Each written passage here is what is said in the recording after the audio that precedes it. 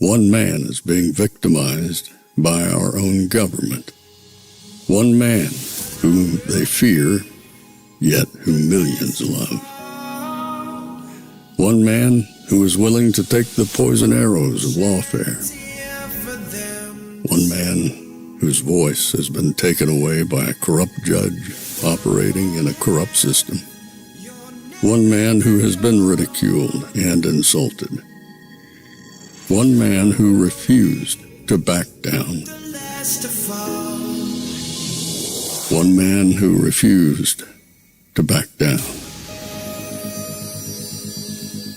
One man who refused to back down. One man who stands between us and them. One man that wants to see America protected again. One man who wants to see America prosper again. One man who understands that a man is a man and a woman is a woman. One man who understands and protects the blessing of life. One man who wants to restore American exceptionalism. One man who once again wants to make America that shining city on a hill for all to see. A place where all the people of the world glowingly set their eyes upon. America. One man who unashamedly wants to make America great again. That one man is Donald Trump.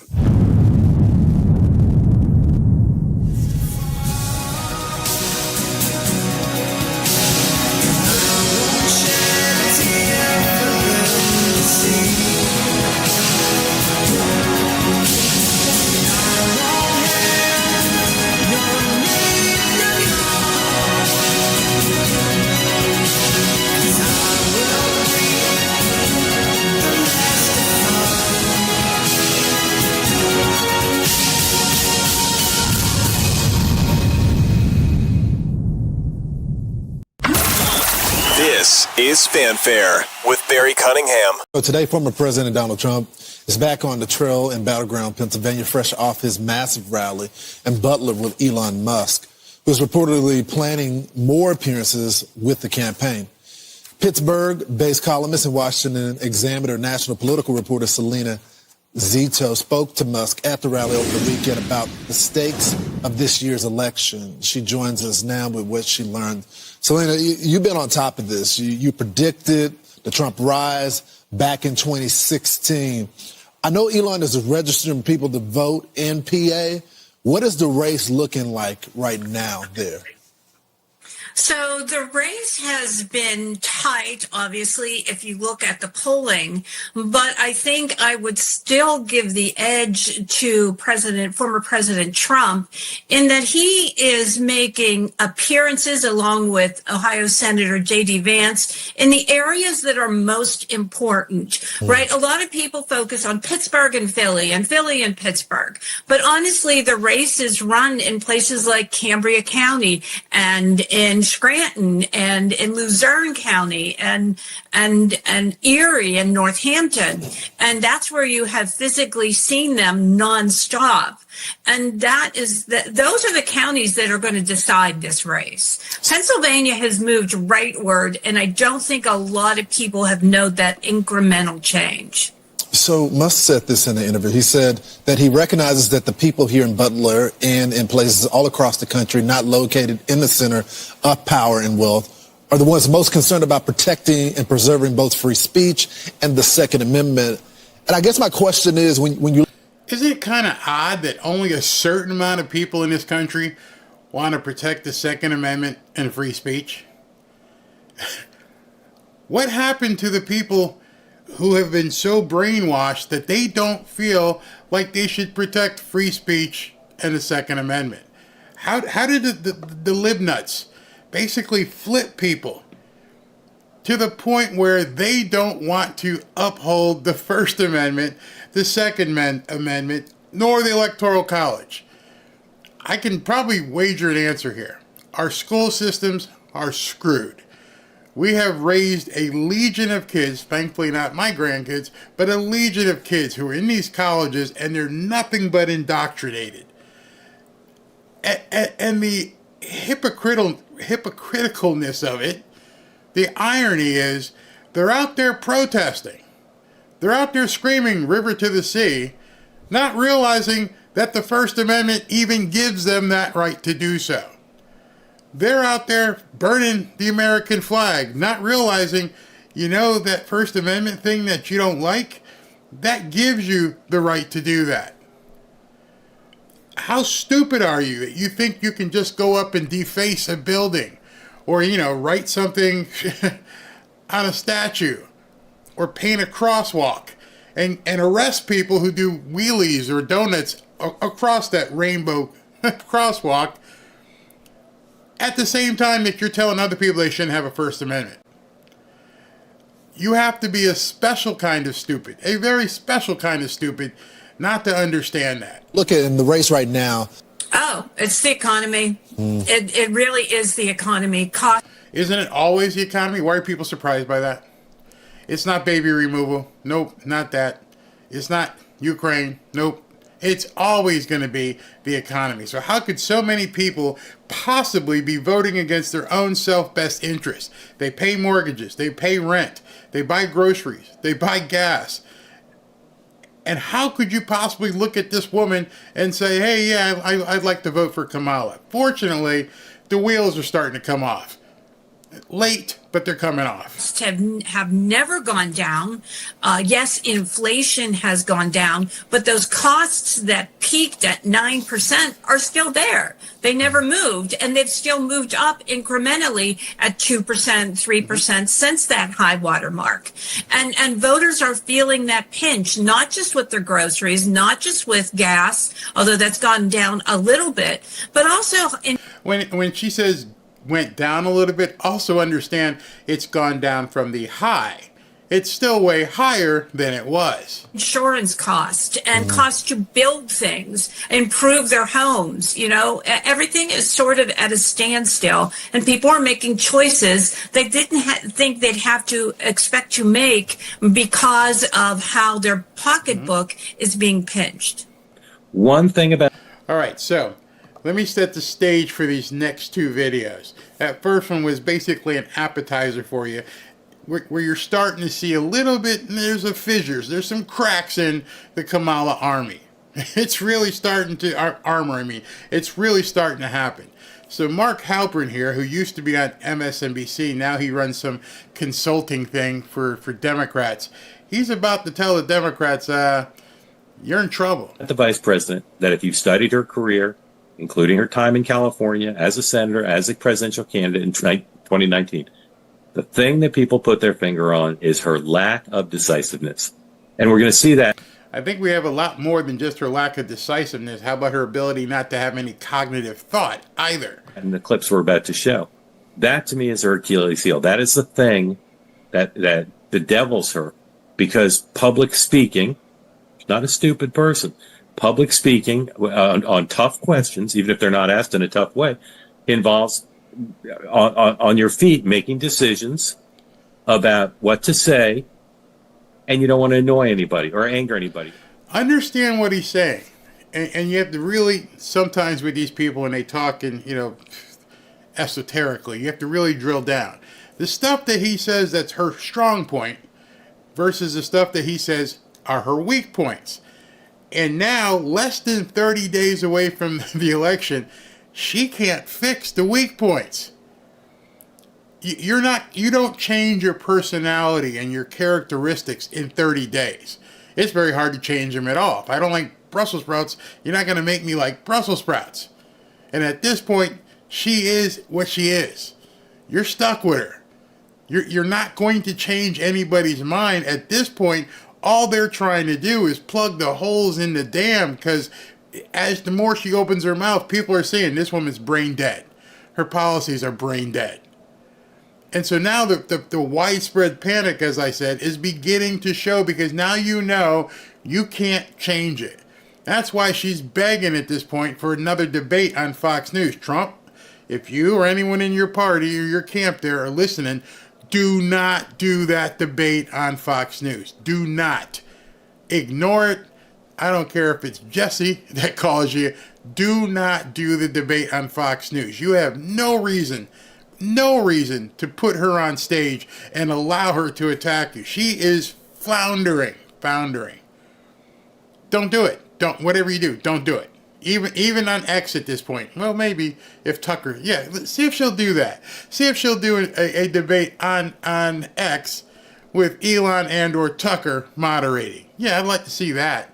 She'll never do it, so don't worry about anything. But definitely don't take it on Fox. Don't do it. Don't do it. Or commit a political error. And her lack of decisiveness in her thinking and in where she wants to end up and then how she expresses it, to me, and I've said this before she was a candidate for president, when she was just quote unquote the vice president, this is her problem. And it's a problem that elected Democrats in Congress and the governors who support her fervently, they know that's her problem. They see it. They watch her speak in public, and they're gritting their teeth and holding their breath because most of them think, well, I could answer that question better than she can. They didn't know that 60 days ago? They haven't been around her in Congress while she was a senator? They didn't know as vice president this woman was basically an airhead? Are they just now realizing it? Or are they just now ready to throw her under the bus? I support her. I want her to win, but it's her lack of decisiveness. And as she has struggled, because she's not ahead, she's even or behind in the battleground states. No, she's way behind. As she has struggled, their frustration has grown more vocal. And we saw over the last day, Tammy Baldwin, senator in Wisconsin, her team putting out their polling data. We saw Elise Slotkin, the Senate candidate in Michigan, talking on a fundraising call about her concerns. You hear it from the camp of Governor Shapiro. You hear it from the camp of... So these people don't want her around because they realize she's a drag on their reelection. Tammy Baldwin may lose simply because of Kamala Harris, so they don't want her around whatsoever. Governor Cupper, all of them expressing concern and hoping for her to do better. And today was a day. We're talking about Harris a lot on this program for a couple reasons. Okay, we know what Trump is. We don't need to spend every episode talking about January 6th. We'll talk about it if people want to bring it up. What's happening? No, nobody cares about January 6th. Just you nut job Democrats. Happening now with Kamala Harris is this is an experiment. Can you win a short campaign with an untested candidate? Somebody finally said the truth out loud. This is an experiment. Can you really win a campaign, an untested campaign, by hiding her in the basement? They knew this going in. They knew going in that this was BS. They just wanted to see if they could pull it off. That was the only way she could possibly win, is if they hit her like they did Biden, but hit her even more and don't let her speak to anybody. He just said it. It was an experiment. Sometimes experiments go bad and the rat dies. I'm sorry. And right now we're seeing the rat or the mouse, whatever you want to say, keeling over inside of the cage. Y'all tried to run an experiment on the American people. His words, not mine. You didn't have a viable candidate. You had someone, hey, maybe we could make this work. Maybe we can see what happens. I'm not sure. Maybe she could win. After all, it is Trump. Maybe because it's Trump. And what I'm telling you is happening in private polling is she's got a problem now. Okay? It's not cheering for Trump. It's not predicting Trump will win. She's got a problem. Please bring up the New York Times poll. So a new New York Times poll shows her up 3 nationally. We all know that 3 is like the bubble point, right? If she's up 3, she's got a chance to win the Electoral College, but they'd rather be at 4, and they don't want to be at 2. So 3 is right at the bubble. I'm not saying this Times poll is right. It's in line with other national polls. If you guys are banking on the New York Times poll as giving you some barometer of the health of her campaign, then you're not that bright. I'm just going to call it. Now, bring up 102. Wall Street Journal has a story about Democrats really worried about the 3 Rust Belt states. We all know from our contacts in both campaigns that Pennsylvania is tough for her right now. And without Pennsylvania... That's a euphemism for she can't win it. That's why Trump's in Scranton earlier today and why he's in Reading tonight. Pennsylvania, there are paths, but there aren't many. There's no path without Wisconsin. So you see here, Tammy Baldwin's Senate campaign poll shows Harris down 3 in Wisconsin. We all said yesterday. You see why I keep saying it's over? Because even the internal polls that they're trying to embellish, they're seeing right now with less than 30 days to go. It's almost impossible to turn this around.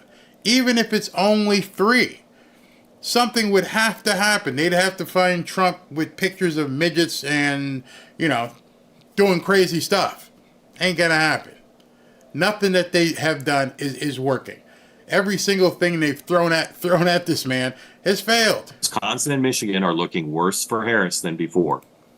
Baldwin has her down 3. Not Baldwin has Harris down 3. Why is the Baldwin campaign sharing its polling with the Wall Street Journal? Good question. Sean, why would a campaign share their polling negative for their candidate? Because they want more visits? Is that the reason? I mean, I think part of this is like a Hillary Clinton redux, which is that you want to make sure people understand what's going on. Plus, you're tied to it. Tammy. It's a Hail Mary. That's what it is. It's meant to tell all the libnuts out there, hey, we're losing this unless you guys do something. Well, what do you want us to do? We're just supposed to vote for you. I mean, she's the one who's going out there and flubbing everything. She can't fix it. Baldwin can't win if Kamala Harris loses. She can. Wisconsin. Yeah, she can. She can. I think. Okay. Well, in a close race, she can. Okay, maybe it's not a 5,000 vote squeaker, but I think part of this is to make sure that they understand this. But I will say this, off topic, Alyssa Slotkin said the same thing last week in Michigan. Like, this is correct. What came out the other day. All right, so he's right. So I don't know if you guys heard last week, Alyssa Slotkin, who didn't realize the microphone that was standing in front of her was on, and she said, my internal polls show that we're going to get our butt swamped here in Michigan. So you've got 2 people running for office who are supposed to be under the Democrat umbrella now ringing the bell and saying, hey, it ain't looking good. Hey, Correct. They are sending. I think that's the challenge for Democrats is the trend lines, right? I mean, if you just go back now for the last 3 to 4 weeks in Michigan and in Wisconsin, not that Harris was up, 7 and it went down to 4, down to 1. It's gone from 3 to 2 to 1 to tied, and at the same time. Trend line. Most of you guys may understand, but what he's saying is when you're seeing this, if the line is basically down, you may have a bump, but the trend line is you're just falling off the cliff. That's not good for any candidate. Those Senate candidates, Casey, Slotkin, and Baldwin, are seeing the same trend line. All much closer. Right. By the way, so you do it to sound the alarm bell. You are sounding the alarm bell in the party. Yeah, Mark, Dan's right. What I've been telling you. And there's 2 of these guys are Democrats. Sean Spicer used to be a press secretary for, I believe it was Trump or Bush. I'm not really sure. But in any event, they're sounding the alarm. Widespread panic. It's over. It's friggin' over. 30 days in, there's not much you can do. Not much at all. But I could just little asterisk point. I don't want to go on this, but I think it was funny a week ago. You had Chuck Schumer and the D-Trip kind of or the DSCC pivot and say we're going to bail on Montana and go after Texas and Florida on offense. And here they are 7 days later going, oh crap. I mean I just get a kick out of this because after November 5th, we may look back and say, wow, that was a horrible mistake not to fortify the trenches. And understand what he just said there. Right now you want to fortify the trenches and you want to get ready for basically the 2-minute drill. You can't win if you have no quarterback to drive the team. Trust me, I'm a Miami Dolphins fan. Trust me, I'm a Notre Dame fan. I've seen it. If your guy can't do anything, you can't win. Luckily, the Miami Dolphins won last week. But they're like, 2-3 or whatever it is. Lead quarterback ain't there. Right now, the lead quarterback for the Democrats ain't in the game. Kamala Harris does not have the ability to come back. There's nothing for her to do but, think about it. Where's she going to go at this point? She's been on Howard Stern. She's been on The View. She's been on Colbert. And nothing's working. Where's she going to go next? I can't even imagine. She could have her own sitcom and basically go on Jimmy Kimmel, or it doesn't matter. You're not going to pull a rabbit out of your butt less than 30 days away from the end of the game. I think that move by Schumer was all designed to prevent people from throwing the towel in at the DSCC and all shifting to the CCC. I know. And lobbyists switching just to Republicans. They have to pretend they can win the majority. They have to have a talking of. Do you hear that? They have to pretend that they can win the majority. These two guys on either side of Sean are Democrat operatives, and they're like pretty much letting everybody know, yeah, it's over. A path to talk through. For you Harris people on here complaining that we're talking about problems in the Harris campaign, you're welcome to put your head in the sand about it. If you want to go watch MS. Oh, white dudes from Harris. I don't know who these guys are on the Zoom call, but they're all freaking out going, what do you mean, man? It's all doom and gloom. What are you doing? And he's like, hey, you're welcome to go ahead and tell me what you think the path is here. How are you going to fix this? NBC primetime and hear how great things are going for the Harris campaign. You're welcome to do that. But if you want to understand what's actually happening, we're here to tell you. I just saw some new private polling today. That's very robust private polling. She's in a lot of trouble. They're just finally realizing it. Now they're actually telling their compadres out there, oh, God, I don't know, what are we going to do? Oh, white dudes for Harris. Oh, my God. What do you mean? She's in a lot of trouble. She's in a shitload of trouble, bro. That's how I framed it this morning in my newsletter. The conversation I'm having with Trump people and Democrats with data are extremely bullish on Trump's chances in the last 48 hours. Extreme. I'm sorry. I don't mean to laugh this way, but I love seeing Democrat funerals like this. You know, the people I've been talking on the Trump thing, they're bullish. Bullish meaning the opposite of bearish. You're in a bull market, you're making money, you're putting more into the fund, you can see the win. Extremely bullish. You think of the 7 battleground states. Which ones is Harris in danger of losing? I would say Pennsylvania, Michigan, Wisconsin, Arizona, North Carolina, and Georgia. That's all of them. Except for Nevada. He's like, looks like she might lose all of them. You just heard it. This guy's on the inside of the Democrat Party. He used to work for MSNBC, and he's like, she's going to lose all of them except Nevada, maybe. Not saying she'll lose all 6, but she's in danger. The only one that the Democrats say she's not in danger of losing is the one I never say the name of because I can't pronounce it. But it's where Las Vegas is, right? You guys agree with me? She could lose any of those 6, right? I mean, she could lose all 7, but... Get your cigars ready. I'm telling you right now, get your cigars ready. Well, Barry, there's a long way to go. No, there's not a long way to go. It's only a short distance ago, and you're talking about the master finisher coming hard. I mean, he's coming hard. Democrats will tell you they're worried about those 6. They're less worried about the 7th. Yeah. I don't know any Trump person who says they're worried about losing any of the 7. They don't know that they don't necessarily think they're the favorite in Michigan and Wisconsin, but they're not worried about losing it. Right. You don't hear from them, oh my goodness. What you hear is we're moving up. What the 3 of us are hearing. We're moving up in those 2. We're gonna win the 3 Sunbelt states, and we're stronger in Pennsylvania than she is. That to me, if the whole thing's about the Electoral College, you take any of. What do you mean if? Did y'all catch that? If the whole thing is about the Electoral College. No. It is about the Electoral College.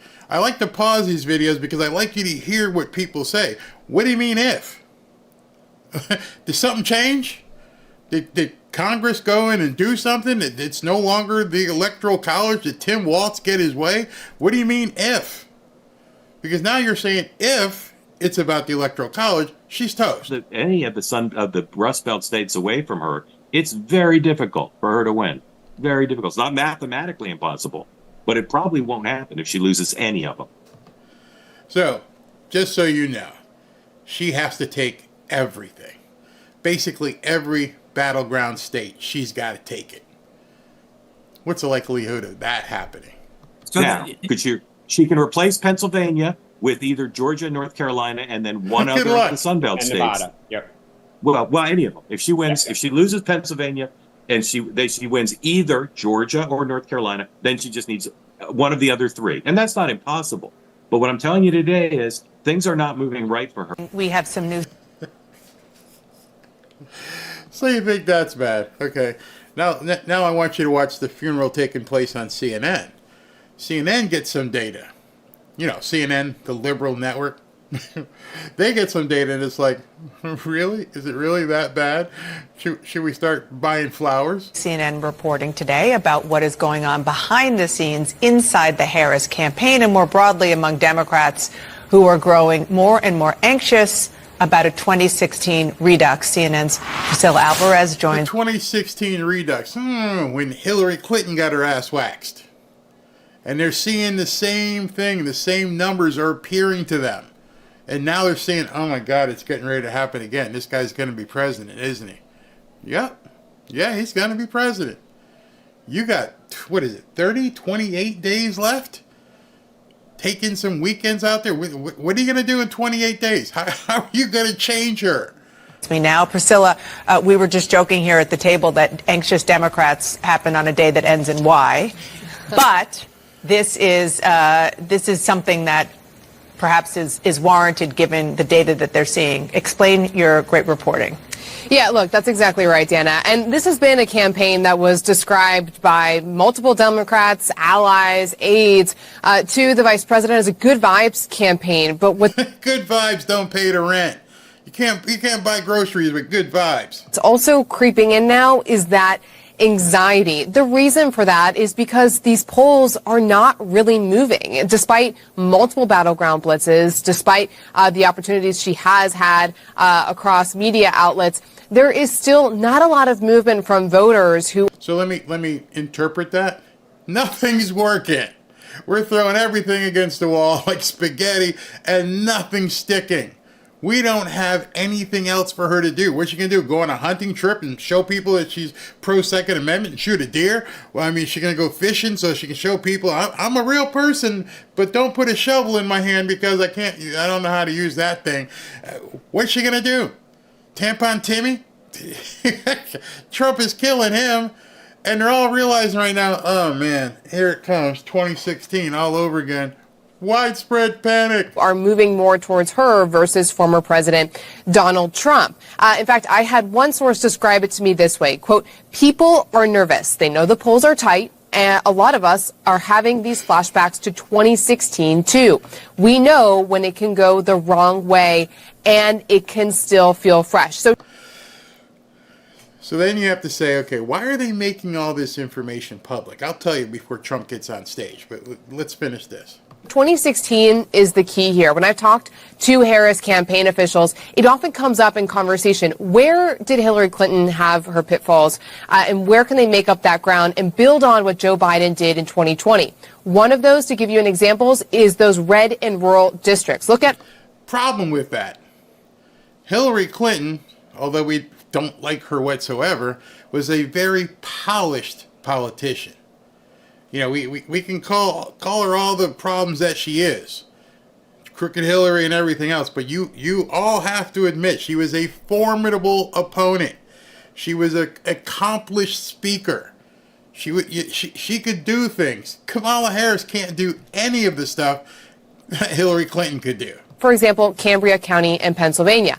Now, former President Donald Trump won in that county, but the former President Biden was able to gain some ground there, more than Hillary Clinton. Again, even Joe Biden, an accomplished, polished politician when his brain was working. Had in 2016. The vice president has already visited twice. And so that is the type of strategy that they're trying to deploy to try to make up that ground where they saw Hillary Clinton wasn't able to in 2016. Then, too, there's the mobilizing. Talk to Democrats. They're always pretty boastful about their ground game, and they continue to be so, but that needs to turn into votes. So certainly some anxiety and nerves setting in as Election Day gets closer and those polls are just remain deadlocked.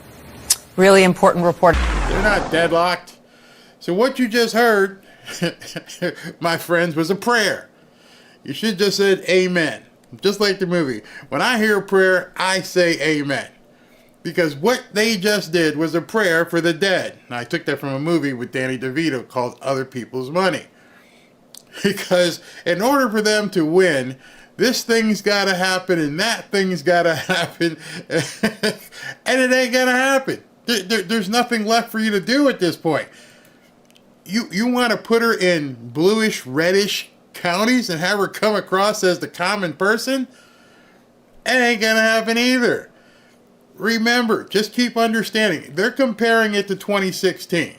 And Hillary Clinton's mistake, if you will be, is that she just didn't even go to these others. I mean, I don't think she even went to Wisconsin. She blew it off, and even the bill told her, you need to go to Wisconsin. No, I ain't going to Wisconsin. I don't need it. We got it. We got it in the bag.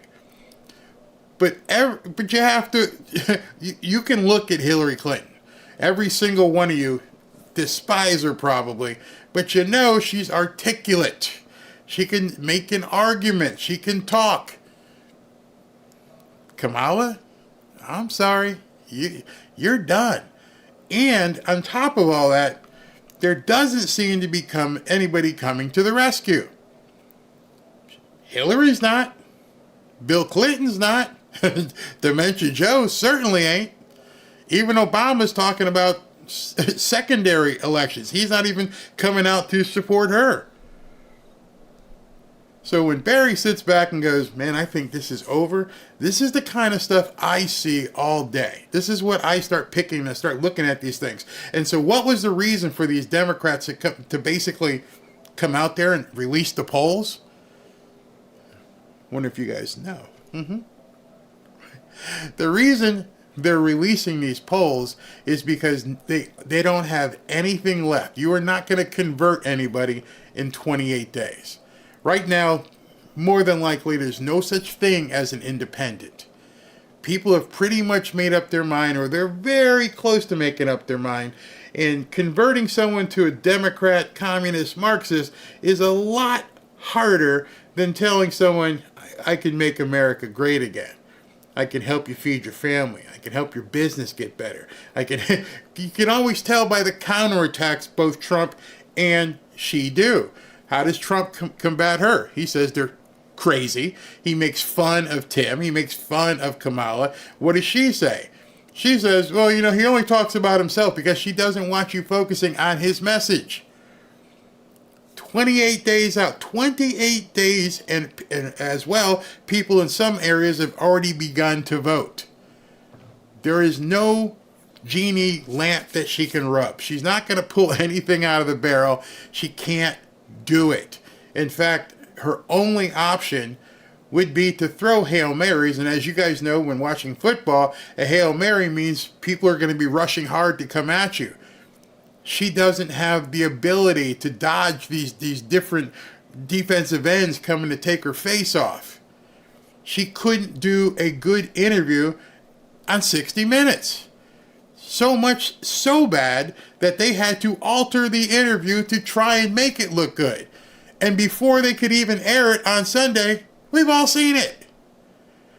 That's one of the reasons I'm going to talk to you tomorrow about Elon Musk, is because they can't keep up. Somehow those clips got out. The clips got out. We all saw it. Then we all saw the modifications. We see him cheating. And so there's no reason to even watch Sunday. It's already done. It's done. I don't need to tune in. I've seen it. I know what she did. I know what she said. I'm done. There's no suspense. What do you got next? What are you going to do next? You going to get there and juggle? What are you going to do? You can't twerk. Megan Thee Stallion didn't work. Oprah didn't work. There's nothing left in the bag to pull out. Now you just got to finish this the best way you can, and you're going up against a master marketer, a master showman, a master audience. What would you call it? It keeps the audience attention. When I show you the pictures and we flip over, this place is packed. I mean, there must be 15,000 people in here, and of course he's going to say there's a whole bunch of people outside as well. I'm seeing him at rallies in places he shouldn't be going. He's going to be in Coachella, California, and I'm probably sure there's going to be 100,000 people out there. It looks like somebody's coming up to the stage. It looks like Alina Habba. She may be the next speaker. Let's see. We'll jump in and when she gets up to the stage, let's see what she's going to say. All right, Alina. Hello, Reading, Pennsylvania. Is everybody ready to turn Pennsylvania red? It most certainly looks red to me right now. What a good group, you guys. We have seen the beautiful Kamala Harris for 1,400 days in the White House. And the woman cannot articulate for us what her policies are. And that's because she doesn't have any. No, I should take that back. She's now adopting my favorite president's policies. She is anti-fracking.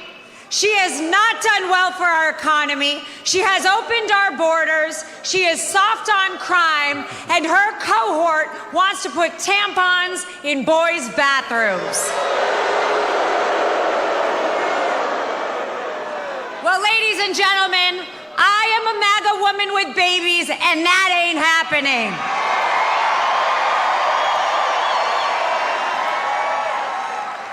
So where I come from, when you fail at your job for 1,400 days, you don't get another 1,460 days.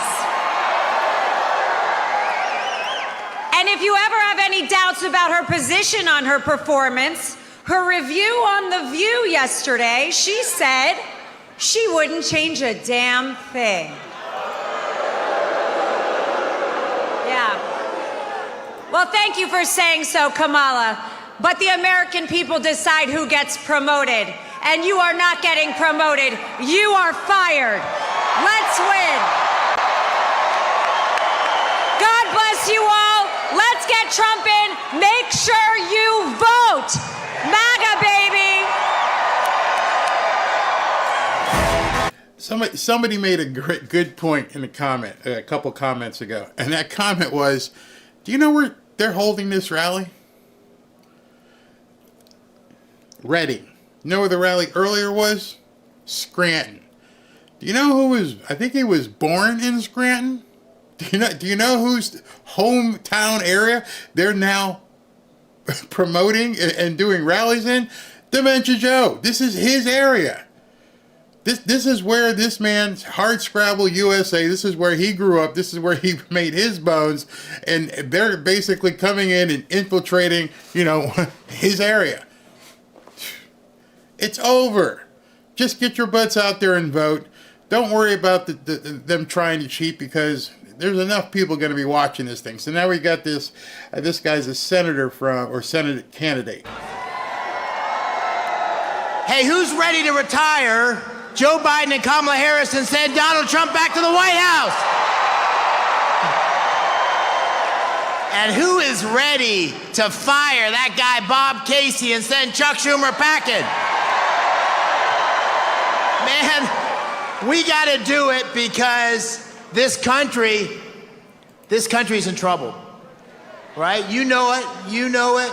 You have sky-high prices that are killing working families because of the problems or the policies of Joe Biden and Kamala Harris and Bob Casey, who votes 98% of the time. You got a wide open border. Murders coming across. Fentanyl killing 4,000 Pennsylvanians last year.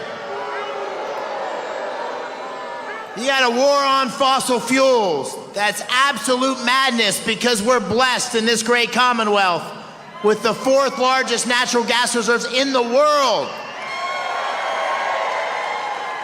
And you got crime that's leaving our cities, going into the suburbs, sky-high murders, driven by fentanyl, driven by illegal immigration. We've got to get things turned around. And so this is the most important election of our lifetimes. It is a choice. It's a choice between strength, the strength of Donald Trump, and the weakness of Biden and Harris.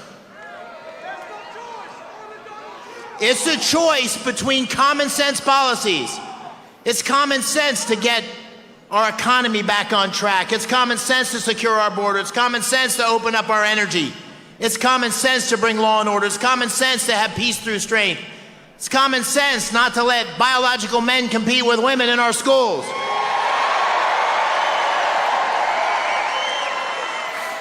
And that's against a radical liberal agenda that's destroying our economy, destroying our borders, making us less safe.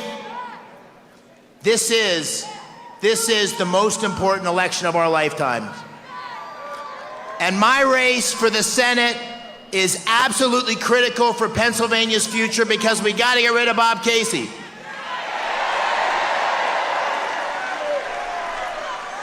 He's a 30-year career politician. He's weak when we need strength, and he is a radical liberal that tries to be a moderate. We need to send him home. Send him home. We got to send him home. Now, the last thing I'm going to say is we got to win Pennsylvania, because where Pennsylvania goes, the country goes, right? The country goes where Pennsylvania goes. And Pennsylvania's a wrestling state, right? Pennsylvania's a wrestling state. And my friends, we're going into the third period right now. And I always knew in college when I was wrestling that if I could go into the third period within a point or two, I was going to win. And the reason I'm going to win, and the reason we're going to win, is the third period's not about wrestling. It's about mental toughness. It's about heart. It's about staying on offense. It's about saving our country and making Pennsylvania great again. God bless you and thank you. So he was talking about 3 periods in wrestling. I'm talking 4 quarters in football. Same thing. You finish strong. The person who's on top in wrestling most of the time is a guy who wants to finish strong. The team that's better nobody wants to slow down at the finish unless it's a heat, a trial. In the finals, you want to take it right through the tape, right through the final bell. Let's see who's walking out now. We got another speaker. They're coming out quickly. This one looks like it might be, yeah, it is, Vivek. Vivek Ramaswamy is heading to the stage. So we'll take him as soon as he gets on stage and he's done with the music. So let's hear him talk right now. Come on, Vivek, say something. We're not running against Kamala Harris. We're not running against Joe Biden. We are running against a machine, and we need a commander-in-chief who will finally get in there and dismantle that machine. And that commander-in-chief is your next president, the 47th president of the United States of America, Donald J. Trump.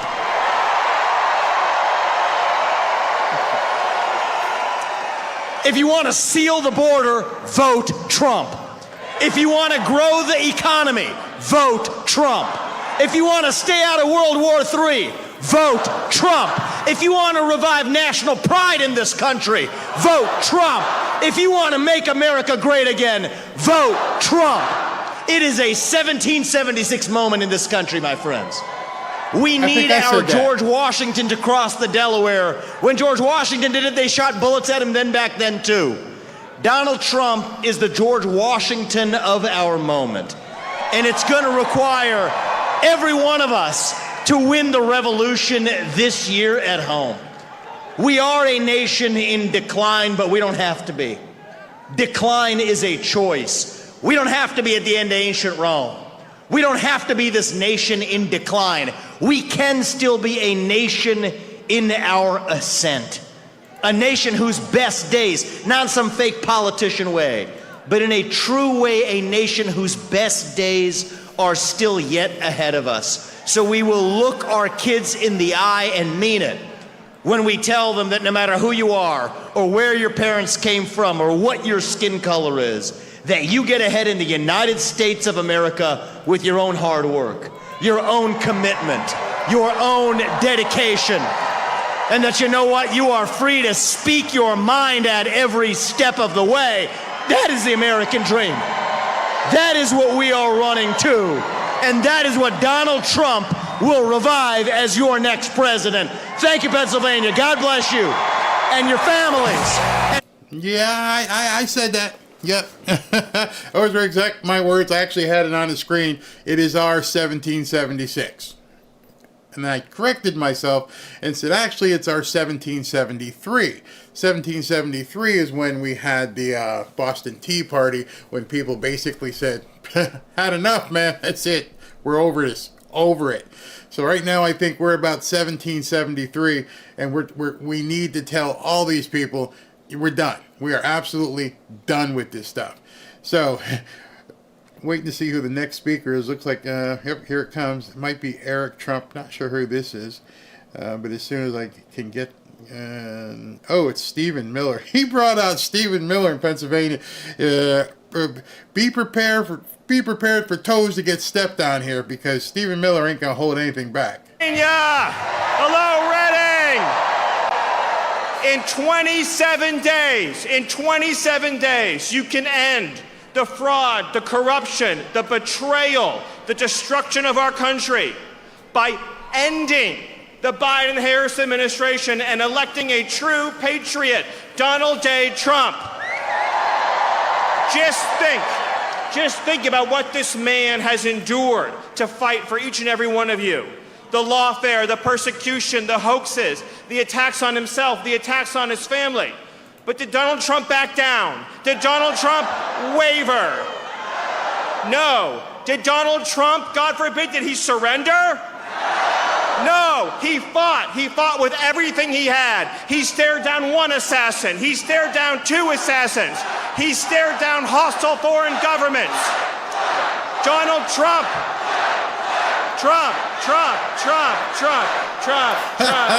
Over. He stared down everything, the corrupt Democrat machine, everything, his corrupt enemies, everything the forces trying to destroy this country could throw at him. And he kept on fighting for you, for your wives, your husbands, your children, the people you love. And why? Because he believes that you're entitled to a secure border, a sovereign country, a country without crime, a country without chaos, a country without corruption, a country where FEMA prioritizes American citizens, not illegal aliens. A country that puts our children first, a country that puts our loved ones first, not foreign migrants and refugees and illegal aliens and trespassers and criminals, and a country that does not let illegal aliens hurt and murder and kill our people. And when he is elected, guess what? The criminal migrants are going home. He will send them back. So all I'm asking you to do, Pennsylvania, all I'm asking you to do is to stand with the man who has stood with you. Deliver Donald Trump back to the White House. Vote early, get your friends, get your colleagues, get everyone you know. Send in those ballots, because if Pennsylvania goes for Trump, Trump will be the 47th President of the United States of America. Thank you, God bless you, and God bless the Commonwealth of Pennsylvania. Thank you. If Kamala Harris is back home watching this somehow on television, or she's watching this YouTube channel or some other YouTube channel, right now she's probably cracking open that second bottle of wine. This crowd is smaller than Butler. They're indoors, but they sound louder than Butler. These people completely sound fired up, ready to go. And, you know, he's had Vivek, followed by Stephen Miller. Let's see who comes out next, unless it's actually him. Waiting, they got a blue curtain there, so I'm seeing who may come out. But this, man, understand, we got, over the next couple days, let me see if anything's been added since I ended my last show. All right, so Friday, day off tomorrow probably for travel since he's going out west. Friday, sold out show in Aurora, Colorado. Same day, Friday in the evening, Reno, Nevada rally. Saturday, Coachella, California rally. Sunday, Prescott Valley, Arizona rally. Then Monday and Tuesday off for now. And then Wednesday, he's with Turning Point, TPA Charlie Kirk's group in Duluth, Georgia. So this man is going to bring it. He is going to finish hard. And as I mentioned to you, in case you guys are new to it and didn't hear it, let me just go and show you. He's going to Madison Square Garden, October 27th. It is earlier. It was being planned. Now it is confirmed. Madison Square Garden on October 27th. So he's going to California. He's going to Reno, Nevada. He's going to Madison Square Garden. You think this guy's not finishing hard? He's coming for every single vote. And as these crowds continue to get bigger and bigger, can you imagine a sold-out audience in Madison Square Garden? What kind of message that's going to send? Can you imagine there being 100,000 people in a field in California? What kind of in her home state? Governor Newsom's home state, 100,000 people at that ranch? Man, this is going to get crazy, really crazy. Meanwhile, what's she going to do? She can't draw flies. They keep trying to fake her rallies. She gets up on stage, she can't speak. It's going to get ugly. It's time. Like I showed you the video earlier with the lady on the front lawn of somebody's house beating up a Trump sign. I thought it was staged. I'm like, is there really somebody rolling around on the ground beating up a Trump sign? Did she really stop her car or stop her walk and say, I'm just going to go ahead and roll around in the grass and beat up this sign? That's what she did. That's what she did. Oh. Yeah, Madison Square Garden final Trump rally, October 27th. I can't even comprehend what the security is going to be like in Madison Square Garden. Now, you know the cops are all for him, so he's going to have Rambo-style security. I'm not worried about his safety. I'm worried about what's going to go on outside, because they may just flood Times Square. It may look like New Year's in New York again. Think about that. It holds, I think the Garden, depending on what they block off for security, they might be able to get 16 or 17,000 in it. Here's what I imagine. See, I'll be the first one to tell you. I imagine there being 16 or 17,000 people inside Madison Square Garden, and then I imagine 100,000 people being in Times Square, and the rally being broadcast on all of those big screens. If you've never been to New York, during the New Year's Eve celebration, but just in Broadway, if you've never been down there, it is an amazing little place. It used to be before they did all this stuff with the newcomers, and in just lights and marquees and giant screens all over the place.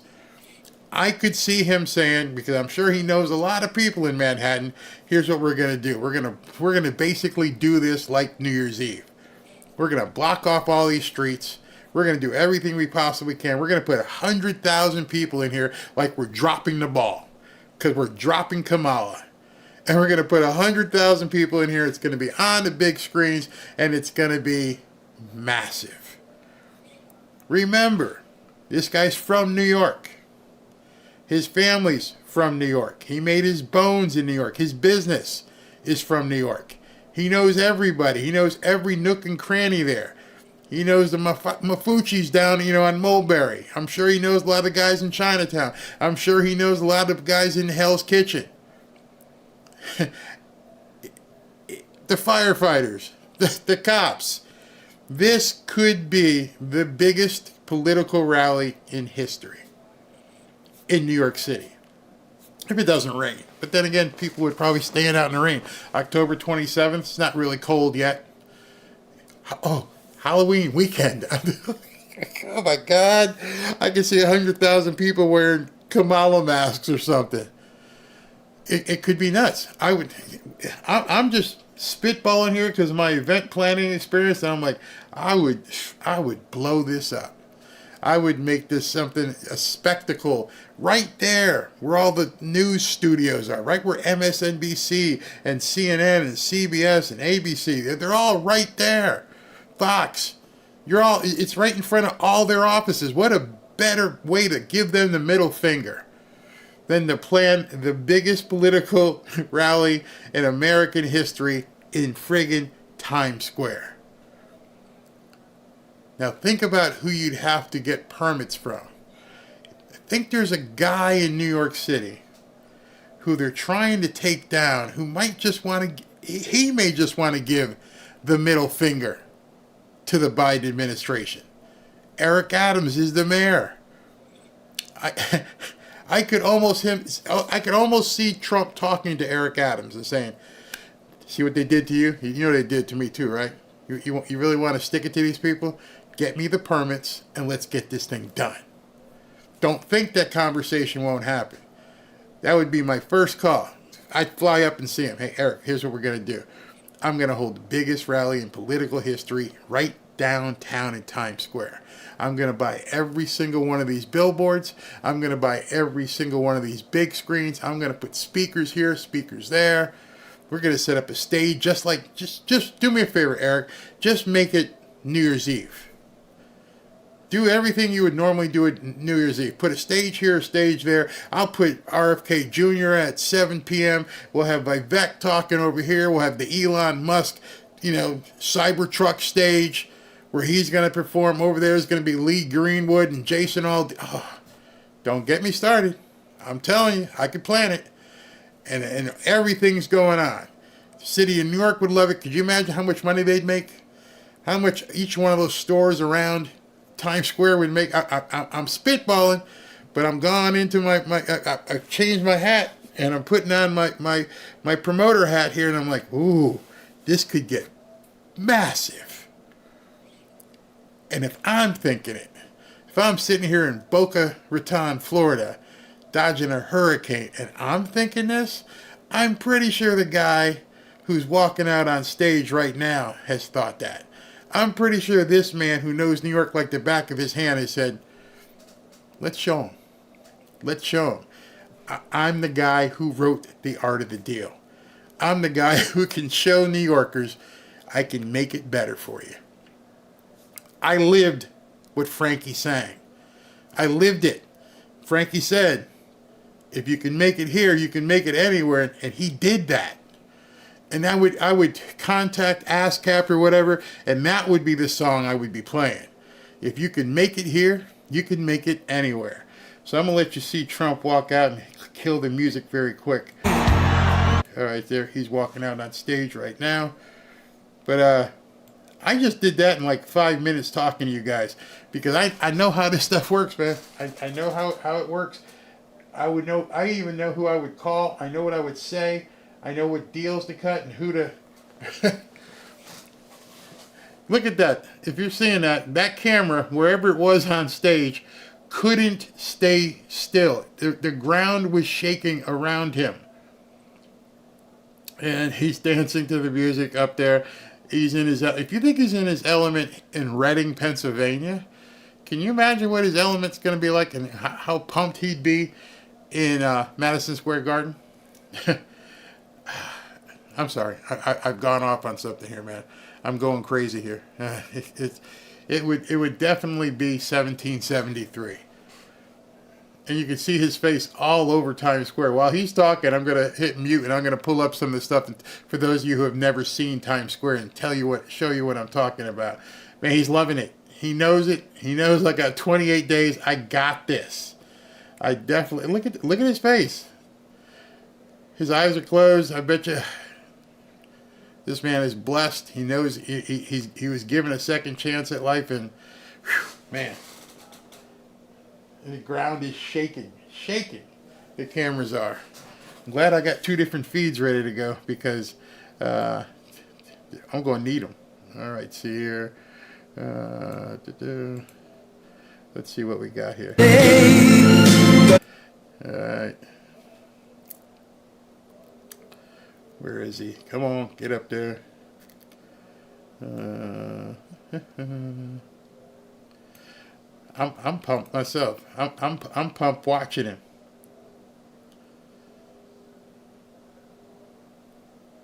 All right, here we go. Reading, Pennsylvania.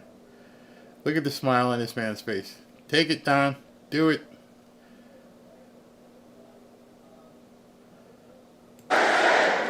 Well, a very, very big hello, Pennsylvania. We love Pennsylvania. And it's great to be back in this beautiful Commonwealth with thousands of proud, hardworking American patriots. You are indeed. You are hardworking, proud. You love the. Let me know how the volume is. To save our country, we are going to save it from these lunatics. Before we begin, I want to send our prayers to the people of Florida getting hit just about now. In a little while, you're going to see a hurricane like we haven't seen in a long time, as well as all of the people still recovering from Hurricane Helene. So we have North Carolina's been hit very hard, and this administration has not done a proper job at all.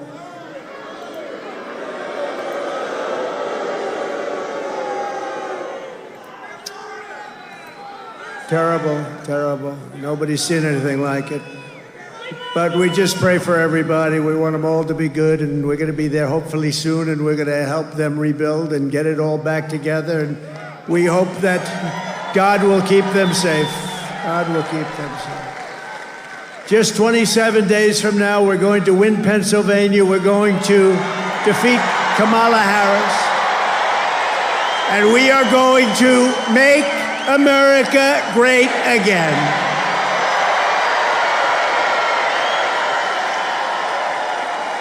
And when we well, you know this, when we win, it will be, I believe, the greatest political victory in American history. I believe that. It will be the greatest. We had an incredible evening on Saturday in Butler, Pennsylvania. We love Butler. Butler's become a very famous place, celebrating the brave firefighter and fire chief. We love Corey, right? Who sacrificed his life in the attack 12 weeks ago. Just take a look at all of the incredible patriots. You have to see this to believe it. Over 100,000 people. Take a look at this.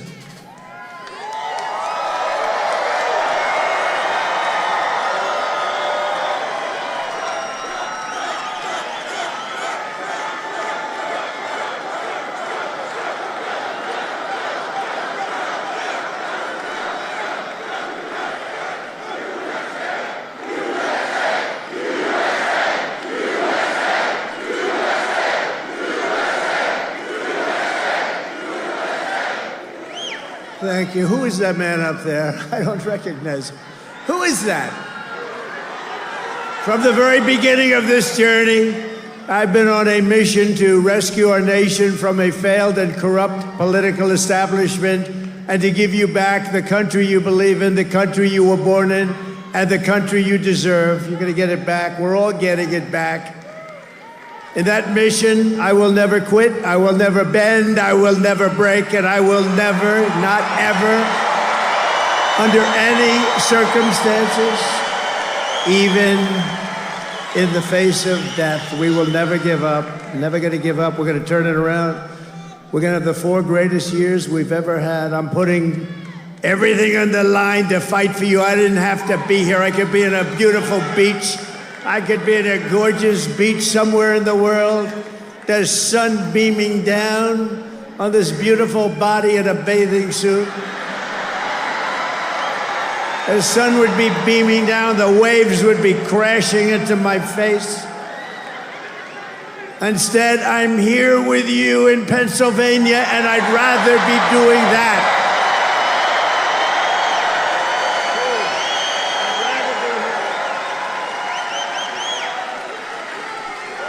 And all I want is one thing. Because we're going to do this, you have to go out and vote. That's all I want. You don't even have to give us any money. That's a pretty good deal, right? Just vote. Vote for all of us. You're not voting for me, you're voting for all of us. We're going to save our country. It's being run by incompetent people that have no idea what the hell they're doing. Early voting is underway now, so when the polls open tomorrow, don't wait. Go immediately. Go as soon as you can. If you want, you go. Some people want to wait. They want to wait till that beautiful Tuesday, that day that's going to be the most important day in the history of our country, I believe. You know, I really believe that. I think we're going to win Pennsylvania. We're leading in all the polls. I shouldn't tell you that. I shouldn't tell you. I should say we're down one. We're down one. Get at it. No, we're doing well in Pennsylvania. We're doing well in Michigan. We're doing well in Arizona, Nevada. We're doing well everywhere. We're doing well in places that a Republican hasn't won in years. We're doing well everywhere because people are looking at the people that are destroying our country and they say, we're not going to take it anymore. If we win Pennsylvania, we win the whole thing. It's over. Right? The whole thing. But really, nobody makes the case against lying Kamala Harris better than Kamala herself. Take a look. Well, if anything, would you have done something differently than President Biden during the past 4 years? There is not a thing that comes to mind in terms of, and I've been a part of most of the decisions that have had impact.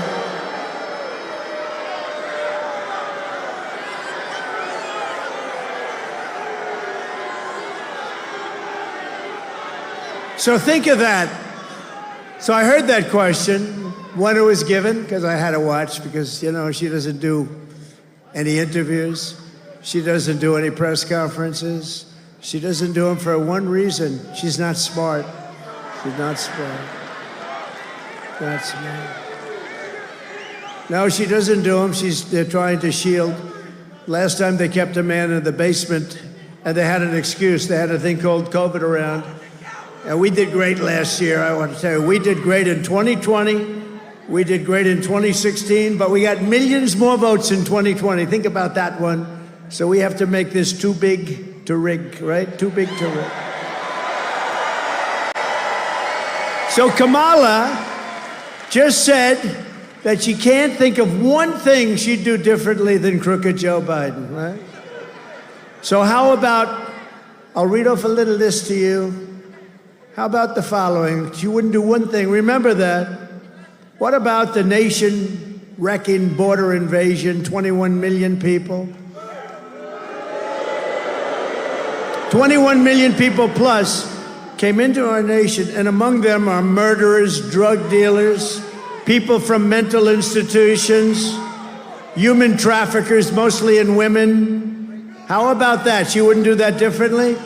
She went from the best border in the world to the worst border in the world. She went from, we had a border that was the best in U.S. history, and now we have the worst border anywhere in the world at any time. There's never been a border like this. What she's done and what he's done, what they have done to this country, the worst inflation in the history, costing a typical family almost $30,000. The inflation, she wouldn't do that over again either. Maybe the worst of all, and something that a lot of people don't hear about, because look at all the fake news. That's a lot of fake news.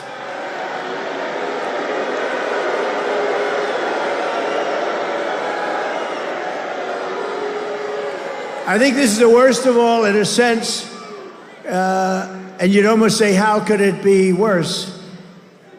She lost 325,000 migrant children. Their parents are looking for them. Think of you with their parents. Think of you with their parents. 325, due to incompetence, due to the fact that she had the worst border, due to the fact that she let our great people not run the border. She got rid of all the things that we were doing. We had the safest border. We went from the safest to the worst. Those children are now dead, in slavery, or just plain missing. Probably most of them will never be found again. Think of that. 325,000 because of their incompetence. They're missing. Probably many of them are dead. Number 4, migrant flights, flying illegal migrants into our cities. Remember when she said, no, we want to, about a month ago, she realized this was not playing well for her in the polls. So they came up with a phony little idea that they'll do something. The only thing they didn't do, though, they didn't stop the flights that were pouring in with thousands and thousands, and actually over the course of a couple of years, hundreds of thousands of people flying over our borders. They didn't stop that. So they came from places all over the world into your cities and small towns, changing them forever, and I have to say, ruining them, ruining your cities and towns, including murderers, drug dealers, gang members, people from mental institutions and insane asylums, human traffickers and women. How about number 5, the Afghanistan catastrophe, the most embarrassing event in the history of our country? She wouldn't do that again. You have to understand. She said, no, I'd leave it the way it is. We're just going over just a small list. That was the most embarrassing moment in the history of our country. Probably Putin went into Ukraine because of it. He looked and he saw the gross incompetence of this president that can't speak. The October 7th attack on Israel would never have happened, but she said that was fine too because she didn't want to change. She actually said she didn't want to change anything. She'd leave it the way it is. So I said, let's make a list of just some of the bad things. This is just a small list. October 7th, where you take a look at what happened. She doesn't want to change that. The slaughter of a lot of people. The Ukraine disaster, millions of dead people because of the weakness of this administration. Putin never would have gone into Ukraine if I were president. It would never, ever have happened. How about the natural gas export ban that is crushing Pennsylvania right now? Most of you don't even know about that. You know, you hear fracking and all, but if she ever won this thing, you wouldn't be fracking for 24 hours. But how about that? And it's crushing Pennsylvania, hurting you. It's going on. It's on right now. How about this? Pushing transgender ideology on minor children.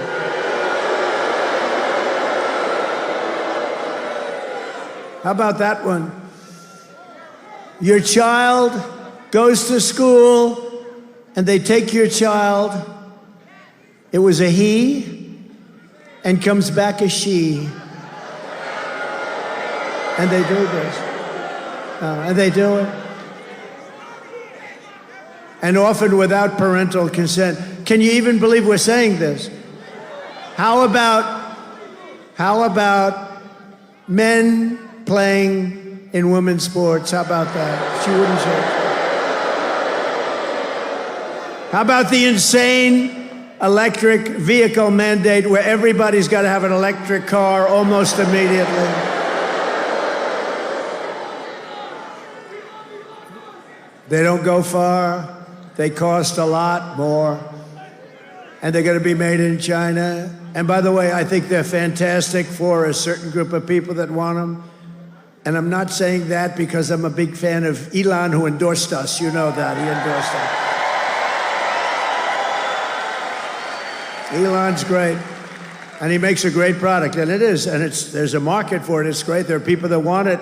And I think it's fantastic, actually. But you know what? Some people want gasoline. We have more gasoline. We have more liquid gold under our feet than any other country anywhere in the world. But I'll tell you, Elon was at Butler. You saw, he was having the time of his life. And I didn't even know we had it. He saw a black hat. You saw that. And it has, in a very subtle way, with black letters, "Make America Great Again." And I didn't even know we sold them. And he wore one. And you know, his imagination is rather good, like better maybe than anybody in the world. He sends up rockets. He has what he did with Starlink was so incredible for North Carolina and Georgia and Alabama. They said, "Sir, do you know Elon Musk?" I said, "Yeah, I happen to. He just endorsed us like the best endorsement you've ever heard." He said, "We're going to save America. If we don't, this country is ruined." But think of it, they said, "Do you know?" Because he has something called Starlink, and it's very hard to get. It's so popular. I said, "What do you need it for?" He said, "In North Carolina, we have absolutely no communications." Also, the governor of Georgia is doing an excellent job. They didn't have any communications in certain sections of Georgia. And I said, "Well, what do you want?" He said, "Could you get us like Starlink?" So I called up Elon. I said, "Elon, what the hell is Starlink?"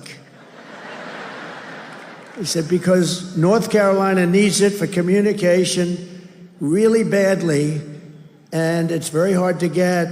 And we talked for about a minute, and all of a sudden I'm getting messages, thank you, from North Carolina, from Georgia. Thank you very much. I'm still on the phone with him. I said, how the hell did you do that? He started sending it out, and we hadn't finished our conversation.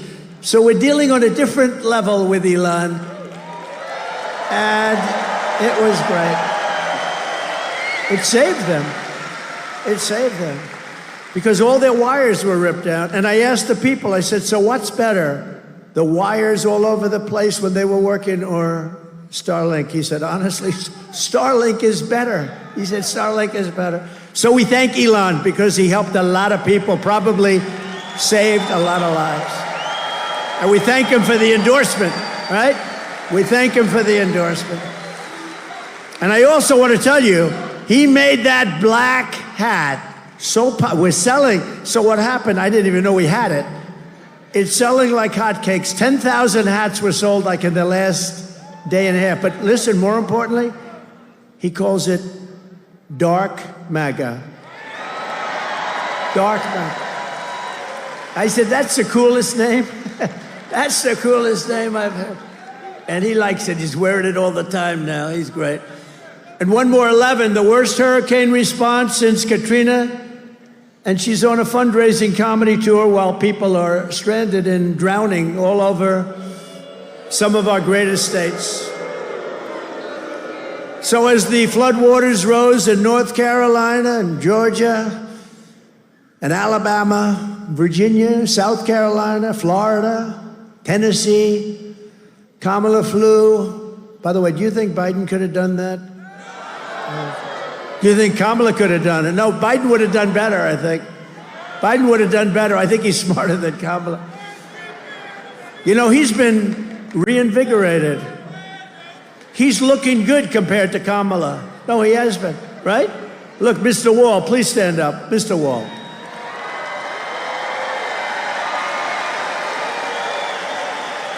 You know, this guy's a wealthy guy. He does great, but he likes the rallies. It's been like 250. How about Front Row Joe? Stand up, will you, please?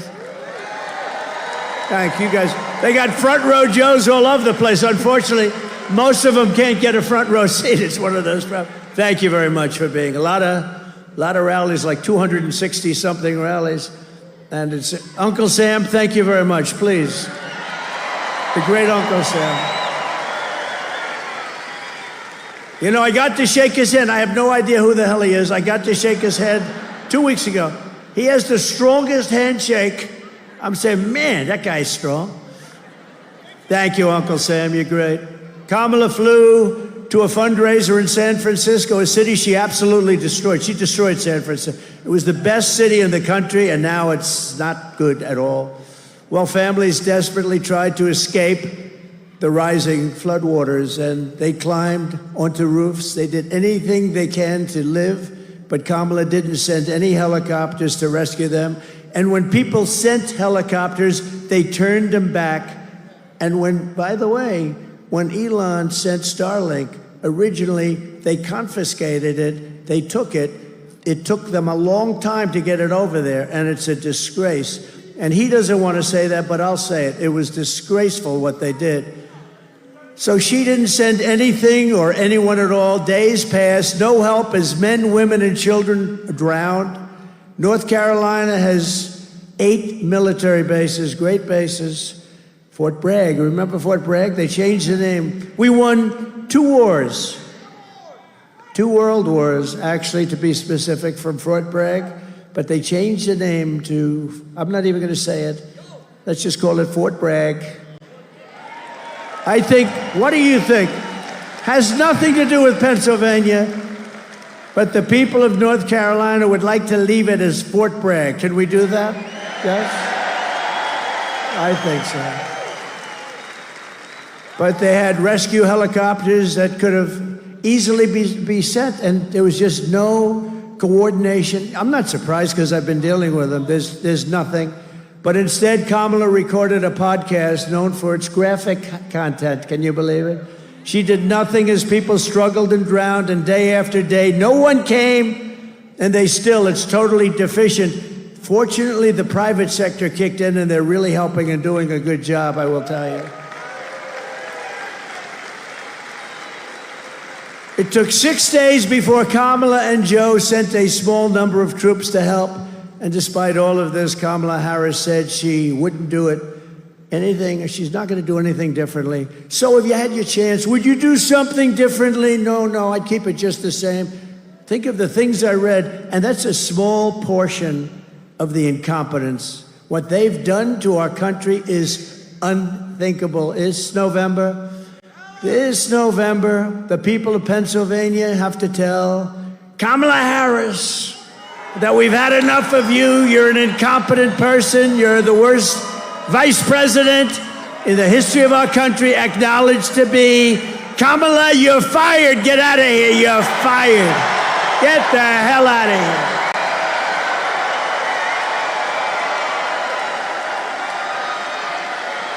Get the hell out of here.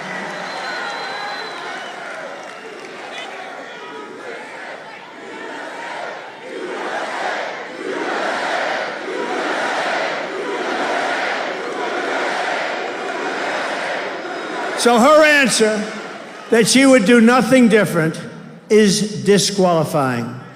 Kamala Harris is grossly incompetent. She cannot be trusted, and she is totally ill-equipped to do the job of President of the United States of America. She's ill-equipped. Frankly, Joe Biden is ill-equipped also, but at least he got 14 million votes, right? He's also ill-equipped, but what are you going to do? And let me tell you, he may hate her more than he hates me. That's possible, right? What do you think? Dan, do you think so? I don't know. I think so. I believe, it's very interesting what's going on. You see the play now? They're fighting like cats and dogs, the two of them. I believe that he hates her perhaps more than he hates Trump. And I'm a little bit upset about that, actually. Our country just went through 4 years of incompetence, and we cannot handle 4 more years. We're not going to have 4 more years of it, nor will we have a woke military. We don't have a woke military. This is what we have. This is where we're going. Check it out. So he's running basically a scene from Full Metal Jacket. We saw it earlier today. And it's an actual movie scene, and it's also got music attached to it that we're not allowed to show. But if you saw this video, it's kind of weird because he's poking fun at Transformers in the military and basically making the point that our military does not have to be populated and should not be populated with Transformers. That's not what made this country what it was. That's not who we are. And Biden and Harris have basically populated, as you know, populate the military. I'm laughing at the video because it's just crazy. And it's a good thing I don't show it because pretty much YouTube won't like him making fun of it. But hey, it is what it is, and he's poking fun of it. And the people can see how bad it looks. So he doesn't have to say anything. He can just sit there and let it play. Look at him. He's smiling because it's making such an impact. You don't want those people basically protecting you. What has happened to the United States military that we're allowing all this craziness in? And that's what he's pointing out to everyone in the audience that holds 16,000 people, is that that's not what the American military is all about. That's not what we should be. And he wants to bring back basically men to the military.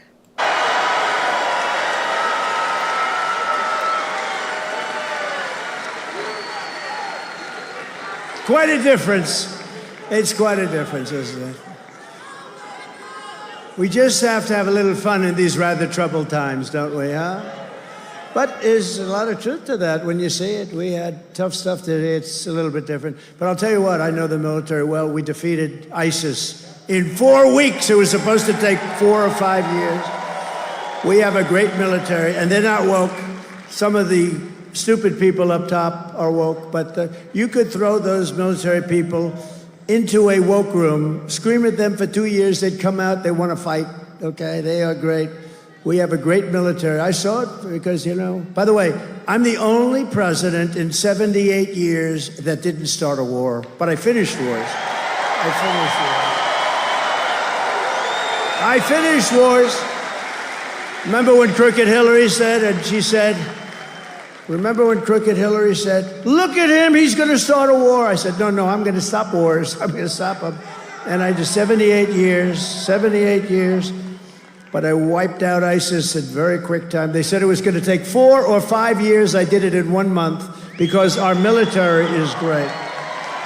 Our military is great. Just yesterday, it was reported that Kamala Harris brought in a totally unvetted refugee from Afghanistan who has now been arrested for plotting an ISIS terror attack on the United States during our election. This is the people we brought in. We've got thousands of them. This is one. Kamala completely abandoned her duty to law-abiding Americans and spent the last 4 years importing criminals, unvetted refugees, and terrorists into our country. As we speak, she has, and this was just announced last week, 13,099, so over 13,000 illegal, alien, convicted murderers roaming free in our country. Murderers that they're released from penitentiaries, prisons, and jails. You got 13,000 plus murderers in our country that were released from jails from all over the world. They come from the Congo. They come from all over the world, not just South America. They do come from South America, too. Do you know the crime rate, like in Venezuela, is way down because they've sent their criminals into the United States? In fact, I'll make you a deal. If we don't win, if this crazy, incompetent person gets in, next year, this same group is going to meet in Caracas, Venezuela, because it'll be much safer than your particular state. That's where we are. We're going to get these people out. We're going to deport them so rapidly. We're going to get the criminals, the murderers.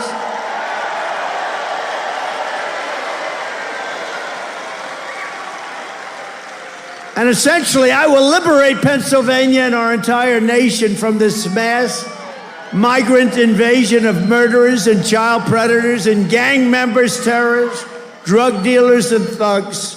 What they have done to our country is unbelievable. We get up and we talk. And I noticed something. Somebody was telling me the other day, we do a lot of these beautiful rallies, and it's so great. We never have an empty seat, never have. Look at it, 100,000 people in Butler, more. Never have an empty. But they said, as you go on, you get angrier and angrier. It's true.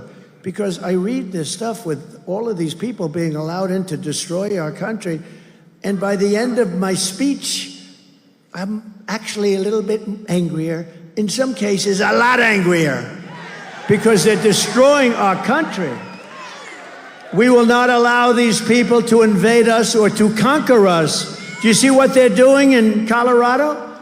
They're taking over apartment buildings. They're taking over real estate. They become real estate developers from Venezuela. They have equipment that our military doesn't have. Where the hell did they get that equipment? And the governor of Colorado, who's a weak Democrat, radical left, he's beside himself. He said, oh, what do I do? What do I do? You get him the hell out of there. That's what you do. The Democrats brought him in. And you know what? Little cities and towns all over the country are being invaded. But the ones that aren't, they're just as scared because they know it's going to happen. Because we have hundreds of thousands of these people. And there's so many of them are criminal. And you know what? If I were the head of, I want to name countries, but they're all friends of mine in one way or the other. I know most of them, almost all of them. But if I were doing that, I would have done it even faster than them. In Venezuela and many countries, they're emptying their prisons into our country. I would have had, because Venezuela has only gone about 50%. I would have had it down to 100%. Why wouldn't I? Do you know the money they save and the turmoil they save? When they take the criminal gangs from Caracas off the streets and they bus them into the United States and drop them? And do you think anything's going to happen that's going to be good with those people? No, it's not good. It's not good. This is not the American dream. I will save your communities. I will send home all of those who do not belong in our country, and I will keep radical Islamic terrorists out of our country.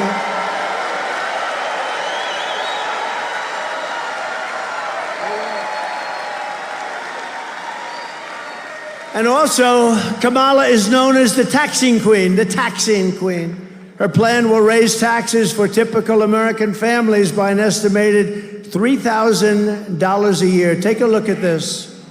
Joe Biden and I are about to get rid of that tax bill. Calling for a full repeal of President Trump's tax cuts. If Kamala Harris was elected president, there are many different tax policies which could cripple the economy. But the first thing she wants to do is allow these Trump tax cuts to expire. Even the New York Times admits that 85% of the middle class got a tax cut. Americans will face a hike. The Tax Foundation finding that a couple with 2 kids making $165,000 a year would have to pay over $2,400 more in taxes. And on day one, I will repeal that tax bill. Joe Biden and I are about to work to get rid of that tax cut. Joe and I are about to get rid of that tax bill. Joe Biden and I are about to get rid of that tax cut. Everything from a 70 to 80% tax rate. I think that's fantastic. We've got to increase the corporate tax rate. Part of that is going to be about repealing that tax bill that they just passed. And also looking at estate taxes are going to have to go up. We will tax capital gains. But we're going to have to raise corporate taxes. Taxing unrealized gains just doesn't seem fair in any sense of the word. When the value of your home goes up, you pay higher taxes even if you don't sell your home. Your value of your home never moves the way the stock moves to say, we're going to tax what you don't have. That's a sore point, and it's a big deal. Is that something you think she firmly believes in?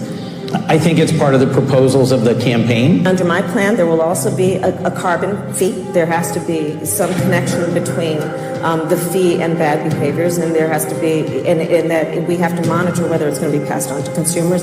But I'm going to tell you that should never be the reason not to actually put a fee, and in particular, a carbon fee. Kamala Harris is going to significantly raise taxes. Taxes are going to have to go up. Kamala's plan will raise families' taxes by nearly $2,600 a year. Under Kamala, prices have already soared. Now she'd make it worse with even higher taxes. Taxes are going to have to go up. President Trump will cut taxes again. No taxes on tips, overtime, or Social Security. I'm Donald J. Trump, and I approve this message. Thank you. So I gave you, as you know, the largest tax cut in the history of our country, and I gave you the largest regulation cut for your companies that hired so many people. We had the best employment numbers in the history of our country. Everybody was working, whether they went to the best schools and colleges and got doctorates and all of the different, or whether they couldn't graduate from high school, men, women, the black community, the Hispanic community, the Asian community. Every single group, not one was left behind. And the best ones in terms of proportionately were low-income people. They did the best. And by the way, you have an invasion of people into our country, and not including gotaways, more than 21 million people. The gotaways, nobody has any idea how many there are.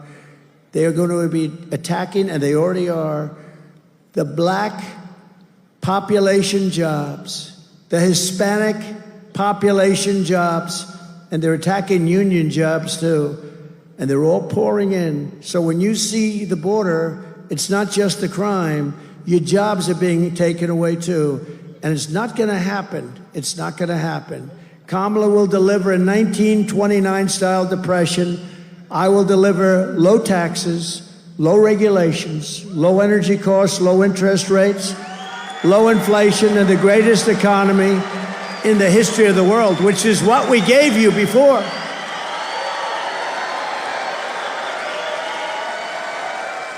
We will pass large tax cuts for workers, and we will have no tax on tips, no tax on overtime, and no tax on Social Security benefits for our great seniors. That's a big deal. Do we have any restaurant workers? Do we have any people that work in restaurants? No tax on tips. Remember they tried copying me? They gave it up. They gave it up. You know why? They got killed when they said it. Like a month later, she's going to, we're going to have no tax on tips. So they toyed with people with their education, right? With debt. And they said, oh, well, we're going to pay for your college education. We're going to pay. Never got it done. They won't get anything done. They can't get anything done. They never got it done. To bring jobs, factories, and wealth racing back to Pennsylvania, we will have a 15% made in America corporate tax rate, cutting the tax from 21 to 15, and I got it down to 21 from 39. But there is a but only for those who make their product in America, made in America. Right? One of the biggest guys, highly sophisticated guy, wealthy guy on Wall Street called me up. He said, who the hell gave you that idea? It's so simple, right? You're going to get that additional tax cut, but you have to have your product made in America. Isn't that great? They said, who gave you? That's like the paperclip. Somebody came up with the idea of a paperclip many years ago, and people saw it. They said, why didn't I think of that? But we're going to give a tax cut. You make your product here because that means jobs. It means a lot of things. It means a lot of great things. And we're going to stop Mexico and China and all these countries from hurting this country because they're hurting it. And they're killing the automobile industry. You're not going to have any cars manufactured here. If we win, this country will become the automobile manufacturing place. We will bring plants back at levels that haven't been seen for 50 years in this country. You know, right now the Chinese are building big factories, auto plants in Mexico. They think they're going to make cars and send them over to our border and put everybody in Detroit out of business, put everybody in South Carolina out of business. Not going to happen, because I'll put 100 or a 200% tariff. We don't want their cars. We want to make our cars here, and that includes in Pennsylvania.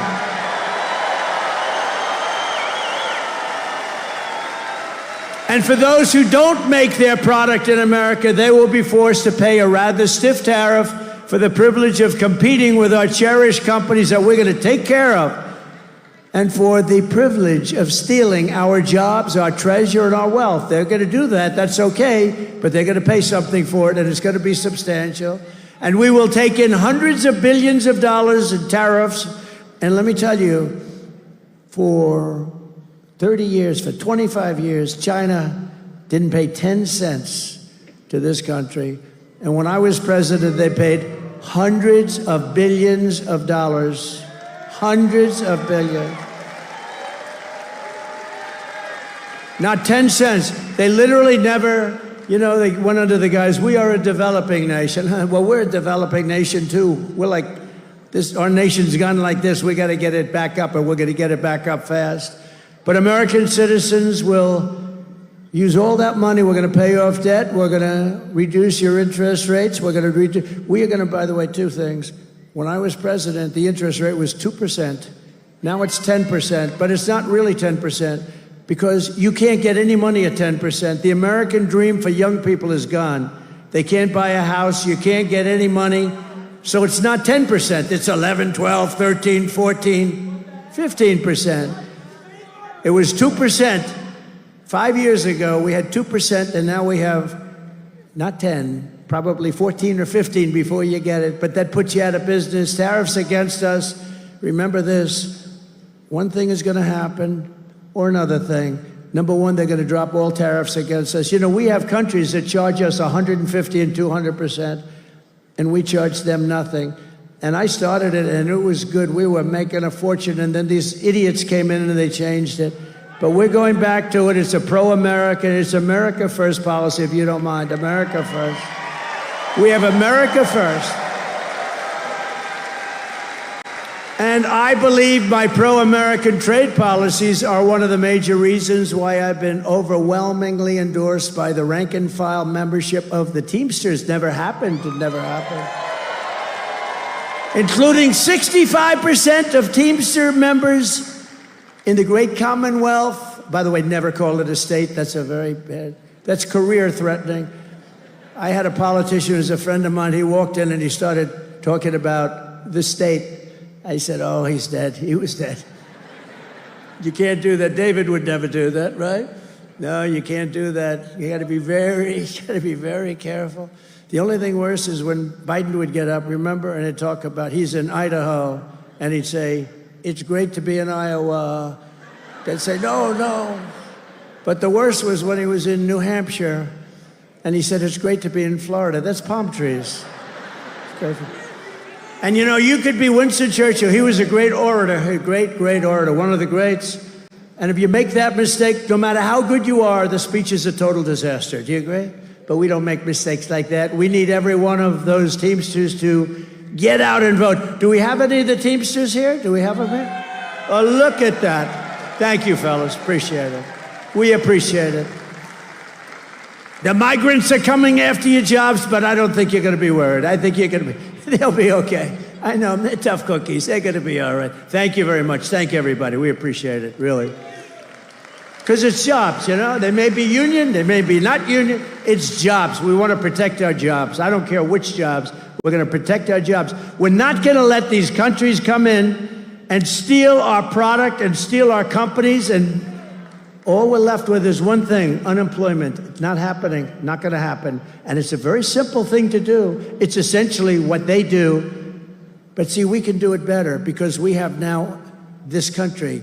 But if this country keeps going along the way it's going, we're not going to have that advantage anymore. So we're leading in every key national battleground, just about poll.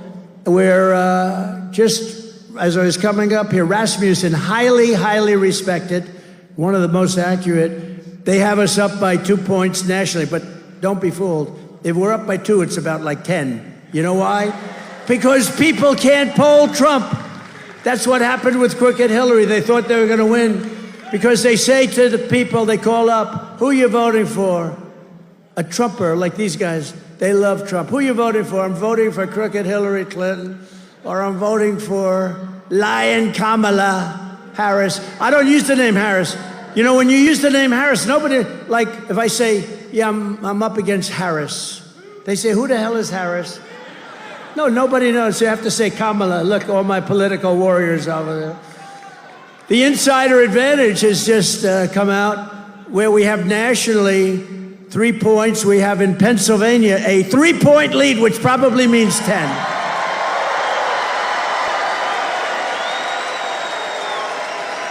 And a brand new Quinnipiac poll shows us leading in Michigan by 4 and in Wisconsin by 2.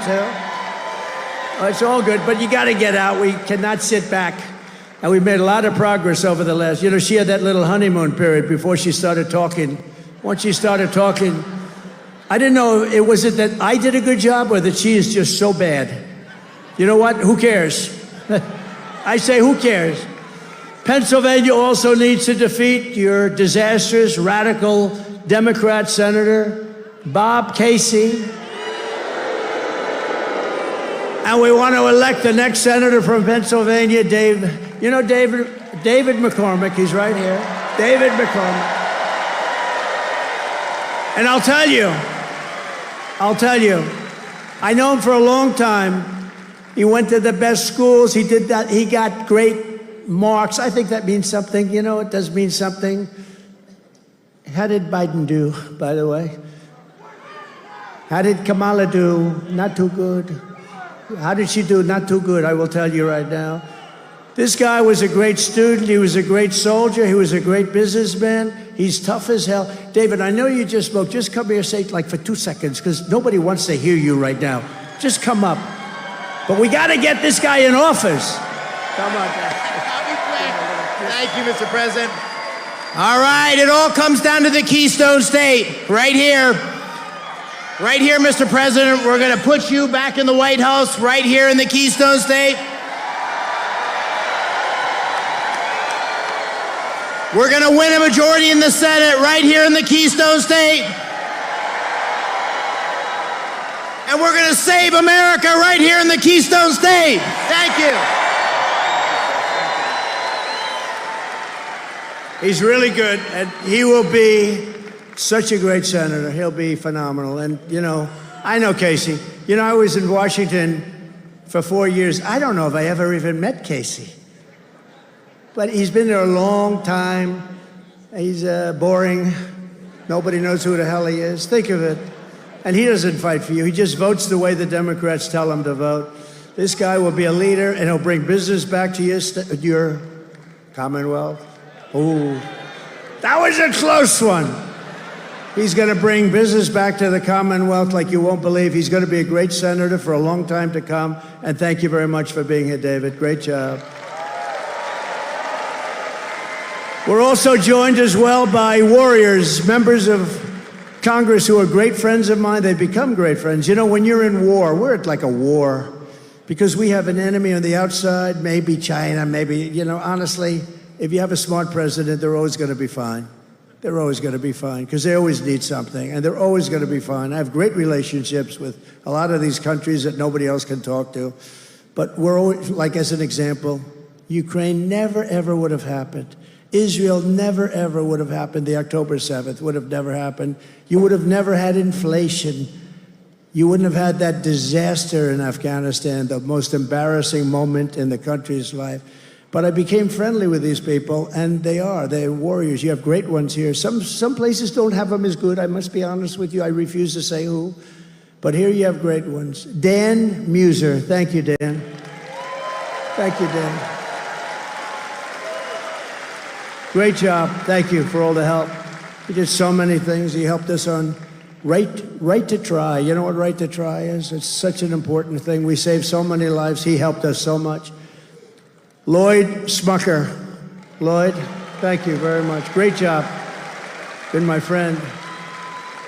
John Joyce. John, thank you. You're fantastic people. And Kat Kamek from Florida. Kat, thank you. Whoa. Wow. That's good. That's very good. Thank you very much, Kat. And you heard Vivek. How about Vivek?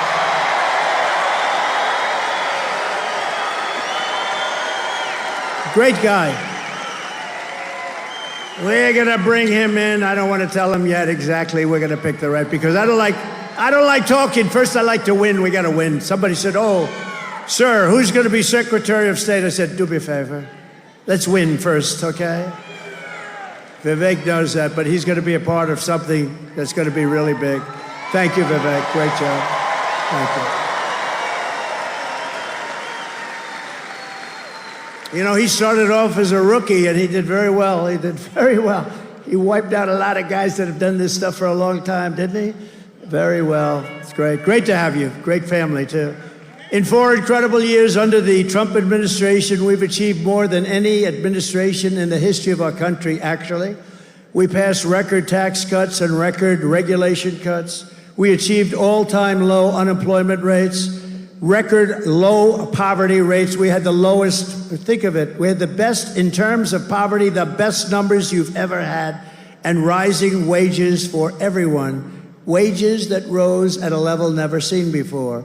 We ended the NAFTA disaster, canceled the TPP, which would have taken all of your business out of Pennsylvania, withdrew from the ridiculous Paris Climate Accord.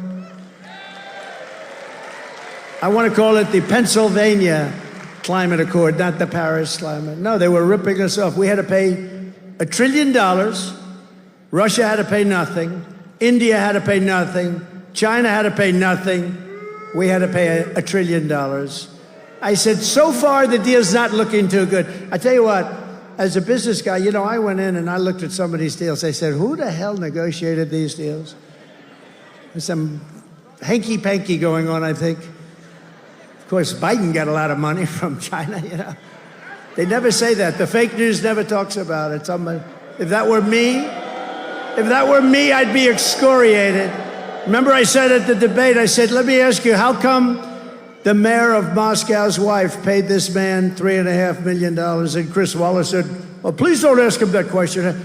2 weeks later, it became a hot subject, you know. Don't ask him the question. And nobody really did ask him the question, right? I won the big case in Florida. He had a similar type of case, but the difference is I have Presidential Records Act. Mine was 100% fine. I won it. I beat deranged Jack Smith. He's a deranged individual. But Biden had a similar case, but he didn't have Presidential Records Act, right? And Biden was essentially convicted. Think of this. Here was the decision. He's incompetent, so he doesn't have to stand trial. So think of this.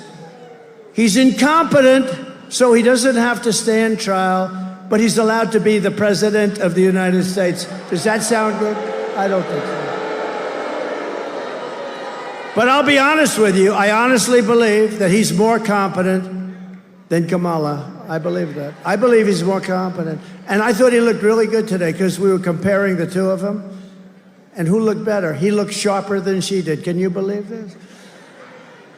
But I stood up to China like nobody has ever stood up before, bringing in billions and billions and billions of dollars.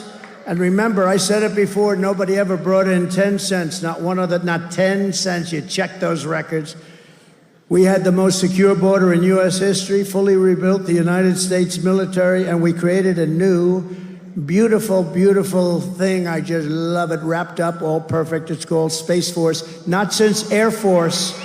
78 years before. Air Force, 78 years ago. We obliterated ISIS, and with the Abraham Accords, we made peace in the Middle East. We had the Abraham Accords. If Obama even thought about an idea like that, he would have gotten a Nobel Prize. With me, I say, don't waste your time. They're never giving it. They don't give me anything. All we do is produce. We produce. I just want to produce for you. I don't care about them. And I'm proud to be the first president in decades who started no new wars. That's very good. But those 4 incredible years of peace and prosperity, and that's what we have. I shake hands with people. Sir, it was so good when you were president, and I'm not doing well now, sir. I'm not doing well. They've been cut off with taxes and with regulations. It's horrible what they're doing. But they've been followed by 4 years of misery and failure under the worst president and vice president in American history. This is the worst president and vice president. This is the worst administration in the history of our country. The only one happy about it is Jimmy Carter, because Jimmy Carter is considered, and his administration is considered brilliant by comparison. Would you say that's true, Vivek, David? Yes? No, Jimmy Carter had a brilliant administration by comparison, so he's quite happy. He's a pretty old guy, just turning 100 or just about, right? He's 100 years old. He's a nice man, actually, so he's a very nice man. But here are the facts. Kamala Harris is a radical left Marxist, rated even worse than Bernie Sanders, and even worse than Pocahontas. Do you know Pocahontas?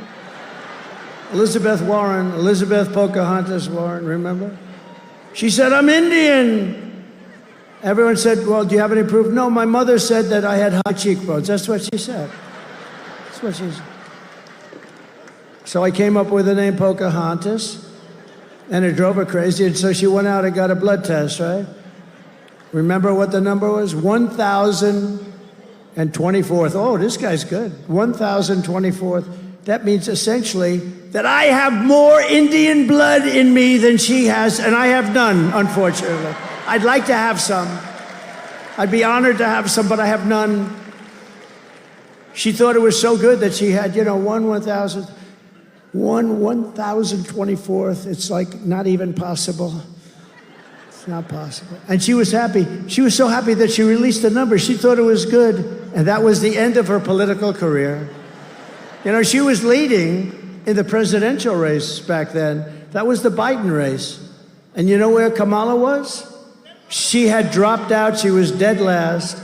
She dropped out. She never made Iowa. And do I love Iowa? I love Iowa. I love corn. I love Iowa. Now, Iowa's great. We have a big lead in Iowa. Never lost in Iowa. We had a great, many years. What was it, 36 years? Nobody won Pennsylvania. And then Trump came along and we won Pennsylvania. And I'll tell you, there's more spirit now than I've ever seen. I'm talking about nationwide because we have another factor. You like me, and you know that I'm a very competent person, but you know how, thank you. I love you too. But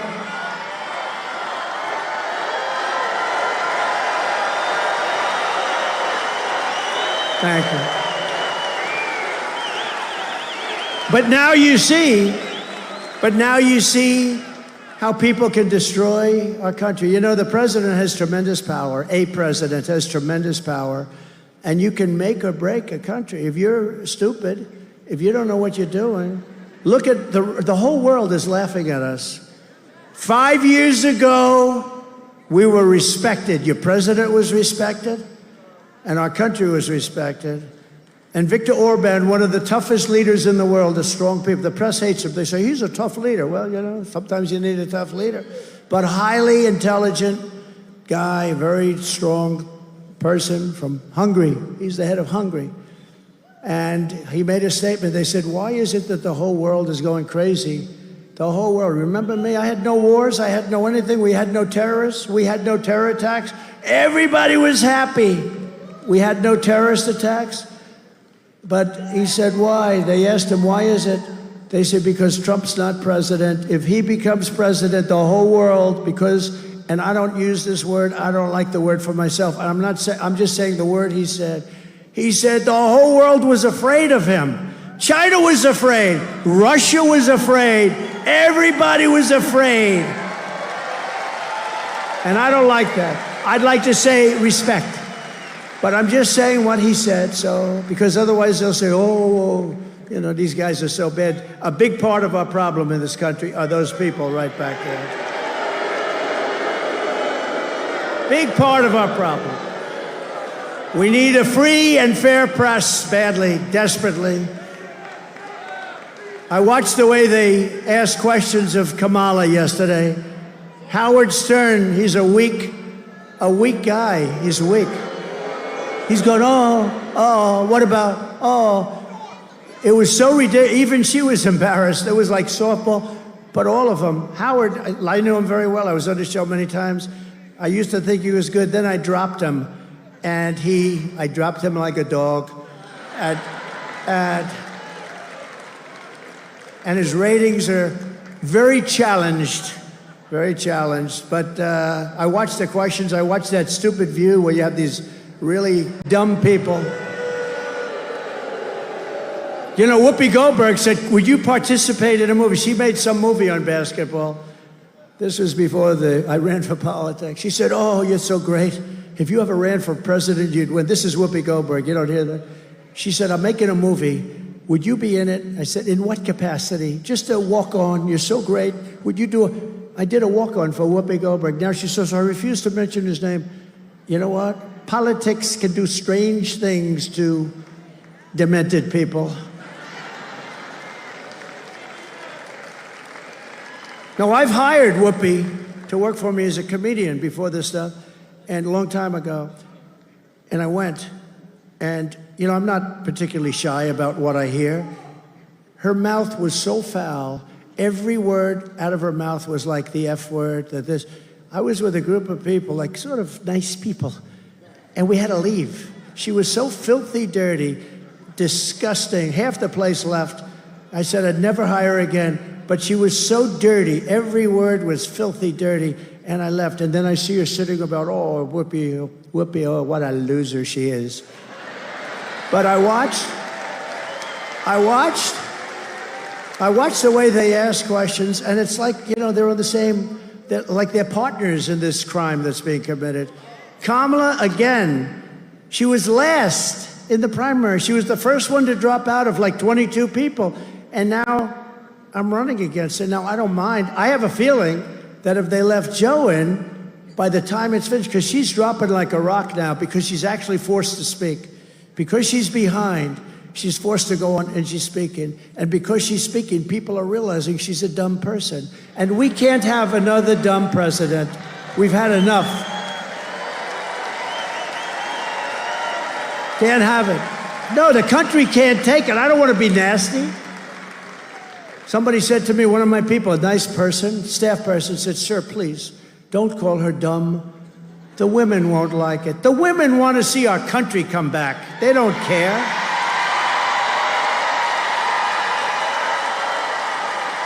The women are tougher than the men, right? They're tough. I said, don't worry. I said, don't worry about the women. They'll be okay. They're going to be okay. You know what? They don't want millions of people coming through our border. They don't want militaries pushing us around. They don't want crime in the middle of our streets. They don't want hundreds of thousands of migrant criminals. They don't want them walking down Madison Avenue in New York and Fifth Avenue and the shops being emptied. They want to see a country that works. And we're going to have a country that works very, very soon. And the women are going to like Trump. I think they like me anyway. I think it's all bullshit, you know? They make it up.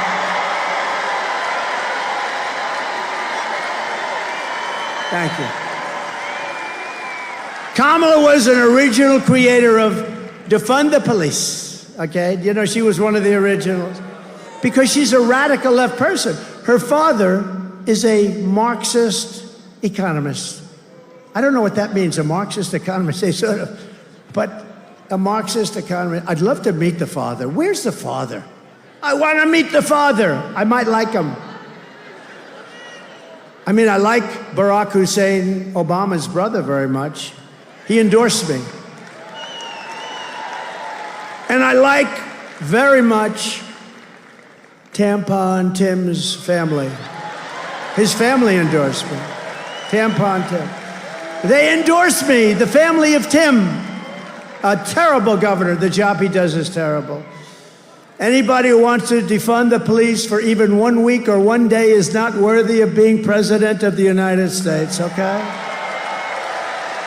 Kamala Harris vowed to abolish ICE. She wants mass amnesty for illegals, which will bankrupt Medicare and Social Security. You know, these people coming in, I believe they do it for the votes. They really want to get them on the voting rolls. The amazing thing is a poll came out the other day with Hispanics. First time ever. Trump is leading. Look at her, beautiful. Trump is leading. Never happened. I mean, I think stupid Mitt Romney was at like 4% or something. How about him? How do you like having him as a partner? Mitt Romney, are we glad we're getting him the hell out of here? But she wants to ban fracking. Her whole life, she talked about, we will ban fracking, we will ban fossil fuels. And now all of a sudden, a little while ago, she said, that's not working too good. I love fracking very much. You know why? Because of your Commonwealth. She's now going around saying, I love fracking. Oh, let me tell you, this ever happened. Day one, there's no fracking. And that's the end of Pennsylvania, because it's the biggest factor in Pennsylvania. She imposed a natural gas export ban on Pennsylvania, which is killing you. It's currently in effect, by the way, just in case you don't know. She lost more than 325,000. I'm just giving you the same numbers that I gave you before with her answer. And the Attorney General, as Attorney General, she destroyed the state of California. As DA, she destroyed San Francisco, and now she wants to destroy the United States of America. When she was the Attorney General of California, she redefined child sex trafficking, assault with a deadly weapon, and rape of an unconscious person as non-violent crimes. She said under no circumstances will they be prosecuted. She called them non-violent crimes. They're pretty violent. Look, she's a liberal. She's very liberal. She's not even liberal. She's remember I used to say, State of the Union, we will not be a socialist country. We will never, ever be a socialist country. And I was right. We're a communist country. They skipped socialism. No, I was right. They skipped socialism. They went to the next rung, communism. So I was right. We will never be a socialist country. Boom, they skipped it. So I was right. I like to be right. She pledged to confiscate your guns and endorsed a total ban on handgun ownership. So I have the total endorsement of the NRA. You know, how many people in here own a gun? All of my congressmen are they're not sure what they, look at that. Dan, you know what to do. All of my congressmen, they're a little bit shy about that. But you know, she will confiscate your guns. She's going to take your guns away, just so you know.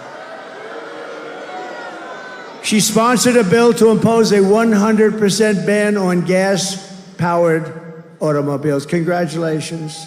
I'm sure you'll sell your automobile for a lot. That will be ended on day one, okay? Day one. Boom. I will sign that on day one. I'm going to sign a lot of things. My hand will be very sore from signing. I'll walk out, I'll say, man, that's a lot of signing, and I've signed a lot of things. She even called for free sex changes for illegal aliens in detention. No, we're talking about major radical left stuff here. This is top of the line. It's true. Far left of Bernie Sanders. In fact, even Bernie Sanders said, you know what he said the other day? It's about time I put my foot down. We can't do this. He's complaining. Now Bernie is saying, I've got to put my foot down. This is too much.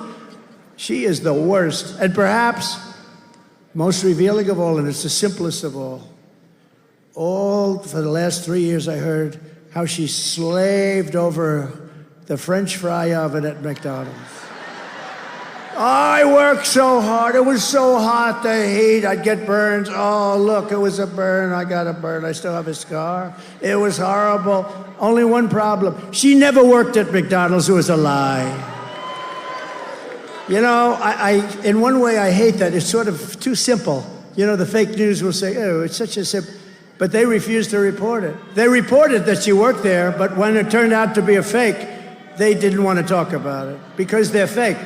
Hence the term fake news. They're fake. No, they'll get back because they've almost lost all credibility now. You can hardly read the papers. You know, you only know a lot of people, like your accountants, your taxi drivers, you're a lot of different things, but you don't know, like when these guys deal, and they go up and they give them a story, and they know exactly what the story is, and they give them the correct stuff, and then they write it the exact opposite. A lot of people don't know that. They are truly corrupt people. They are corrupt, and they are the enemy of the people. They are the enemy of the people. And we know better than the others because we give them, right, John? We give them the information, and then they write it the opposite, and it's really disgusting. But here we are, we're leading for the presidency, so I don't know what the hell power they have.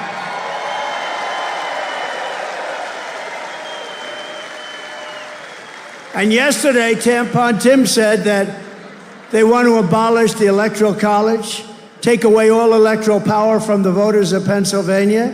They want to add, in many cases, they're talking about many, they're thinking about, first time I heard this number, 25. They want to have 25 Supreme Court justices because it's the only way they're going to gain the power, they think. No, they have to wait their turn, you know. It could come back.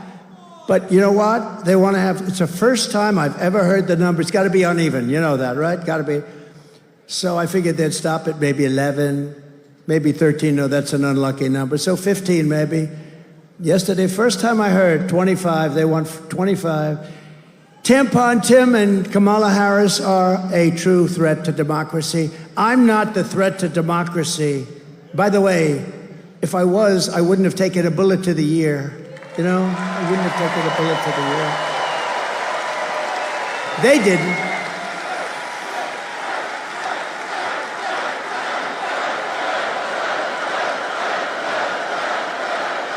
But with your vote this November, we are going to defeat these radical left country destroyers, and we are going to finish what we so brilliantly started. We had the greatest economy in history. On day one, I will seal the border, stop the migrant invasion, and we will begin the largest deportation operation in the history of our country. We have no choice. The illegal migrants coming into our country are taking the jobs of American citizens, the Black and Hispanic communities in particular. I will end inflation, and we will make America affordable again. We're going to drill, baby, drill. We're going to get the energy costs way down. I will fight for and protect Social Security and Medicare with no increases of age. How would you like to be? It's going to happen with them. Some nice guy worked hard. He's getting ready to reach that certain age, and they announced, so you're going to have to wait an extra 6 years. No, it's not going to happen. Not with me. And it didn't happen. Remember that. It didn't happen. It won't happen, Uncle Sam, I promise you. We will make America the dominant energy producer in the world by far, and we will frack, frack, frack, and drill, baby, drill. And I will cut your energy prices in half. 50% within 12 months of taking office. Get it down, 50%. We'll do it because we have so much. We don't even use our energy. We will terminate Kamala's insane electric vehicle mandate so you're allowed to drive to Washington without 4 stops, okay? I'd prefer not stopping 4 times. I will stop outsourcing and turn the U.S. into a manufacturing superpower, especially with the car industry. They are going to love me in Michigan, and maybe that's why I'm leading in Michigan. I'm leading by a lot in Michigan. I think the car workers, I think the auto workers are going to love me maybe more than anybody else, because if I don't win, there will be no auto workers within 3 years. We won't make any cars. Working with Elon Musk, we will slash a record amount of government waste and fraud and abuse. And he's very good at that. And I will end the war with Ukraine while I'm president-elect. I won't even wait to get into office. I'll end it. Stop the chaos in the Middle East and prevent World War III, which is going to happen. World War III. We're closer to World War III than we have ever been. We've never been this close, and this will be a war like no other because it's nuclear power. And this is not 2 army tanks, as I say, going back and forth and shooting at each other, Uncle Sam, right? This is levels of power and carnage, and it's obliteration time, and we can't let that happen, and we won't have it. We will not have World War III. These people don't even talk. I saw where Biden hasn't spoken to Putin in, like years or something. You got to end that war. That war is ridiculous. We got to end that war, and I'll end it fast. I know both of them. I know Zelensky. I know Putin. We'll get it ended. I will crush violent crime and give our police the support, protection, resources, and respect that they so dearly deserve.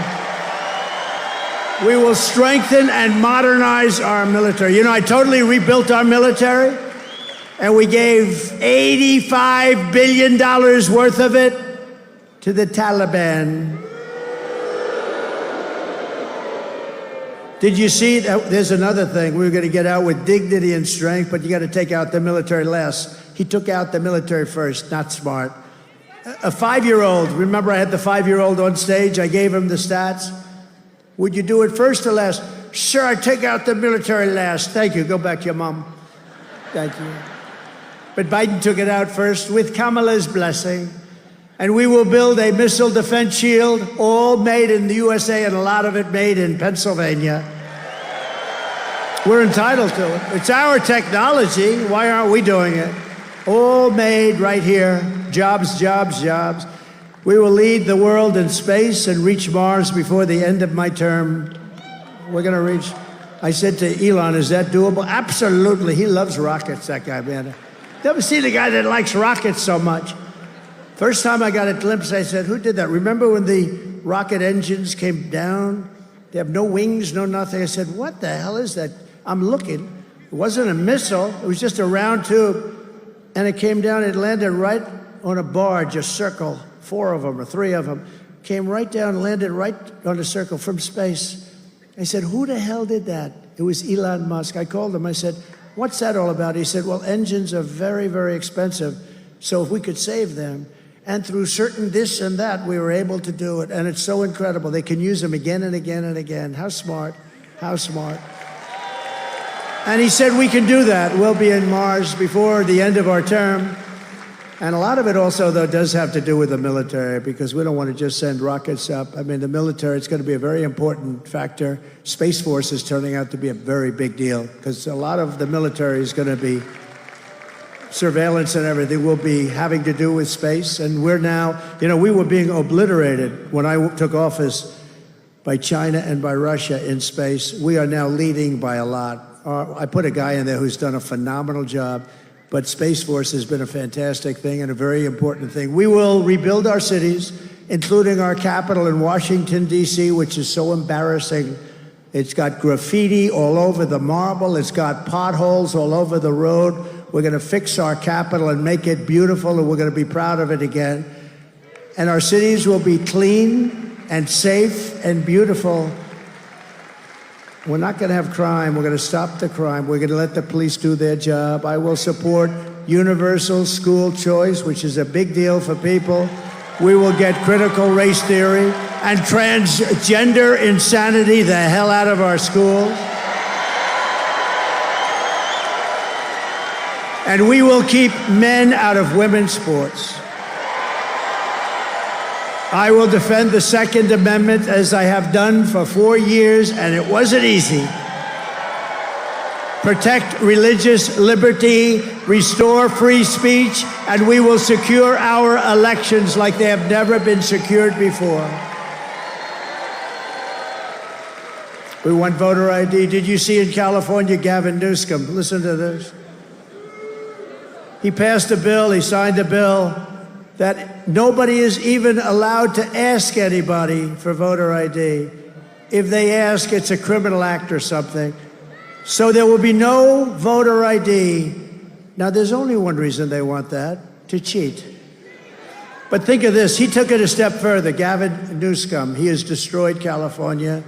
And you know, for me, it's hard to say these things because I have property in California. I have a lot of property in California, and I hurt myself. But what I'm doing now is much more important than my properties. It's really much more important. Every time I say that, what a rotten job he's doing, I say, well, that's going to cost me a lot of money every time, but it doesn't matter to me. If it did, I wouldn't be doing this right now, right? I wouldn't be doing it. But under our administration, and by the way, how good did J.D. Vance do the other night?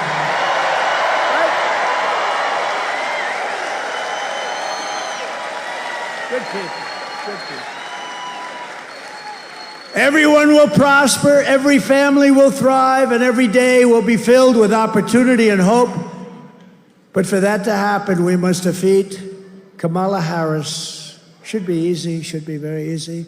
And stop her radical left agenda once and for all. You have to get out and vote.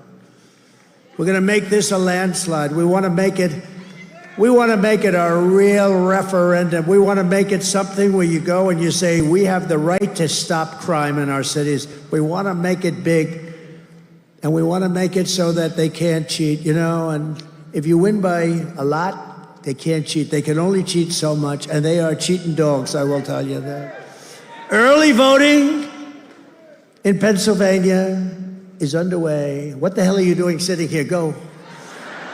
So get everyone you know. Thank you, Uncle Sam. Look at that. He's the greatest. I love Uncle Sam. Look at him. Thank you, Uncle Sam. Thank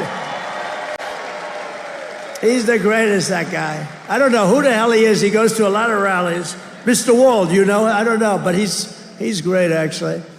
So get everyone you know and go vote. After all we have been through together, we stand on the verge of the 4 greatest years in the history of our country. I believe that. I also believe that if we don't do this, I don't think it'll ever happen. I think our country is going to be destroyed.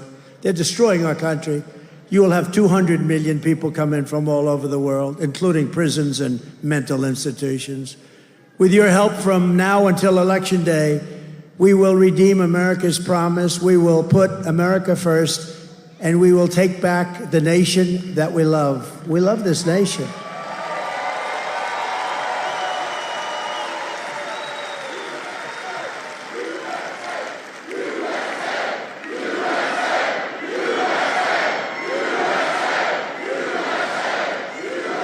November 5th will be the most important day in the history of our country. And together, we will make America powerful again. We will make America wealthy again. We will make America healthy again. You know who's going to do that? RFK Jr. He's got some good ideas. We love RFK Jr., don't we, Vivek? Between the two of these guys, we will make America strong again. We will make America proud again. We will make America safe again. And we will make America great again. Thank you, Pennsylvania. God bless you. God bless you, Pennsylvania. Get out and vote. Thank you. Thank you, fellas. All right. In a fired up rally, he just wrapped up. Looks like it's almost 9 o'clock. He came on after a bunch of speakers. So again, he did about a 90-minute rally. And this one was pumped. Absolutely pumped. The entire crowd in Reading, Pennsylvania. Right in basically hardscrabble USA. Right there between... This is Joe Biden country. This is Joe Biden country. And Trump showed up and doing a dance. This guy's pumped. He knows. He absolutely knows he's got this. Not going to rehash it. Go watch the earlier part of the video. He's got 28 days to go. And just to let you know, well, I'll save that until he gets off stage. While he's going off stage, I can bring you an update. The hurricane made landfall outside of Sarasota and Siesta Key. It made landfall as a 3 at about 125 miles an hour. I'm not going to euphemize it, but if that is 125, then that's not bad. Now, it has spurned some tornadoes. I'm going to show you some video as soon as Trump gets off the stage. It looks like, okay, he's done. It looks like we're going to get a one band, and this one band is going to come back around at about, looks like about 10:30. Check this out. This is in a neighborhood called Palm Beach Gardens, Florida. This isn't from the hurricane. This is from a tornado. A tornado hit in this area in Palm Beach Gardens. Palm Beach Gardens is about 15 miles north of West Palm Beach, a little bit out west, and a tornado did this isolated damage. Pretty strong tornado. Threw cars around. They got some damage, but looks like most of the structures are in place. But yeah, that's what these things can just spawn out, these tornadoes. So, you know, these people look like their homes are pretty much intact. They're going to have to, I don't see anybody losing a roof or, you know, not a lot of debris, but they're pretty much going to be okay. That area of Palm Beach, they're going to be insured.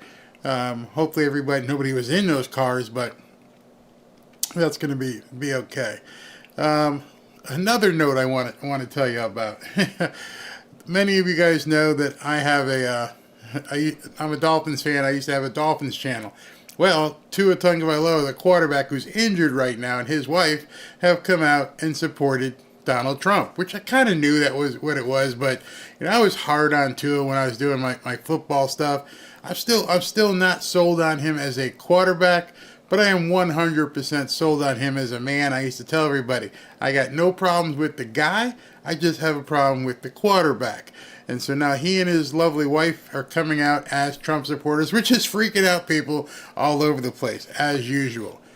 The other bit of breaking news, and it is breaking, as I told you, Kamala's trying to finagle her way into another debate. And she got Fox News to come out and say, hey, can you see if you can get him? Well, Trump kind of put the poo-poo on that. This is what he posted. I don't know when he posted because he's been on stage. Must have been before he went on stage. I won the last two debates, one with Crooked Joe, the other one with Lying Kamala. I accepted the Fox News invitation to debate Kamala on September 4th. Remember that. He said, I'm in. Let's go ahead and do it. But she turned it down. J.D. Vance easily won his debate with tampon Tim Walz, who called himself a knucklehead. I am also leading in the polls, with the lead getting bigger by the day and leading in all the swing states.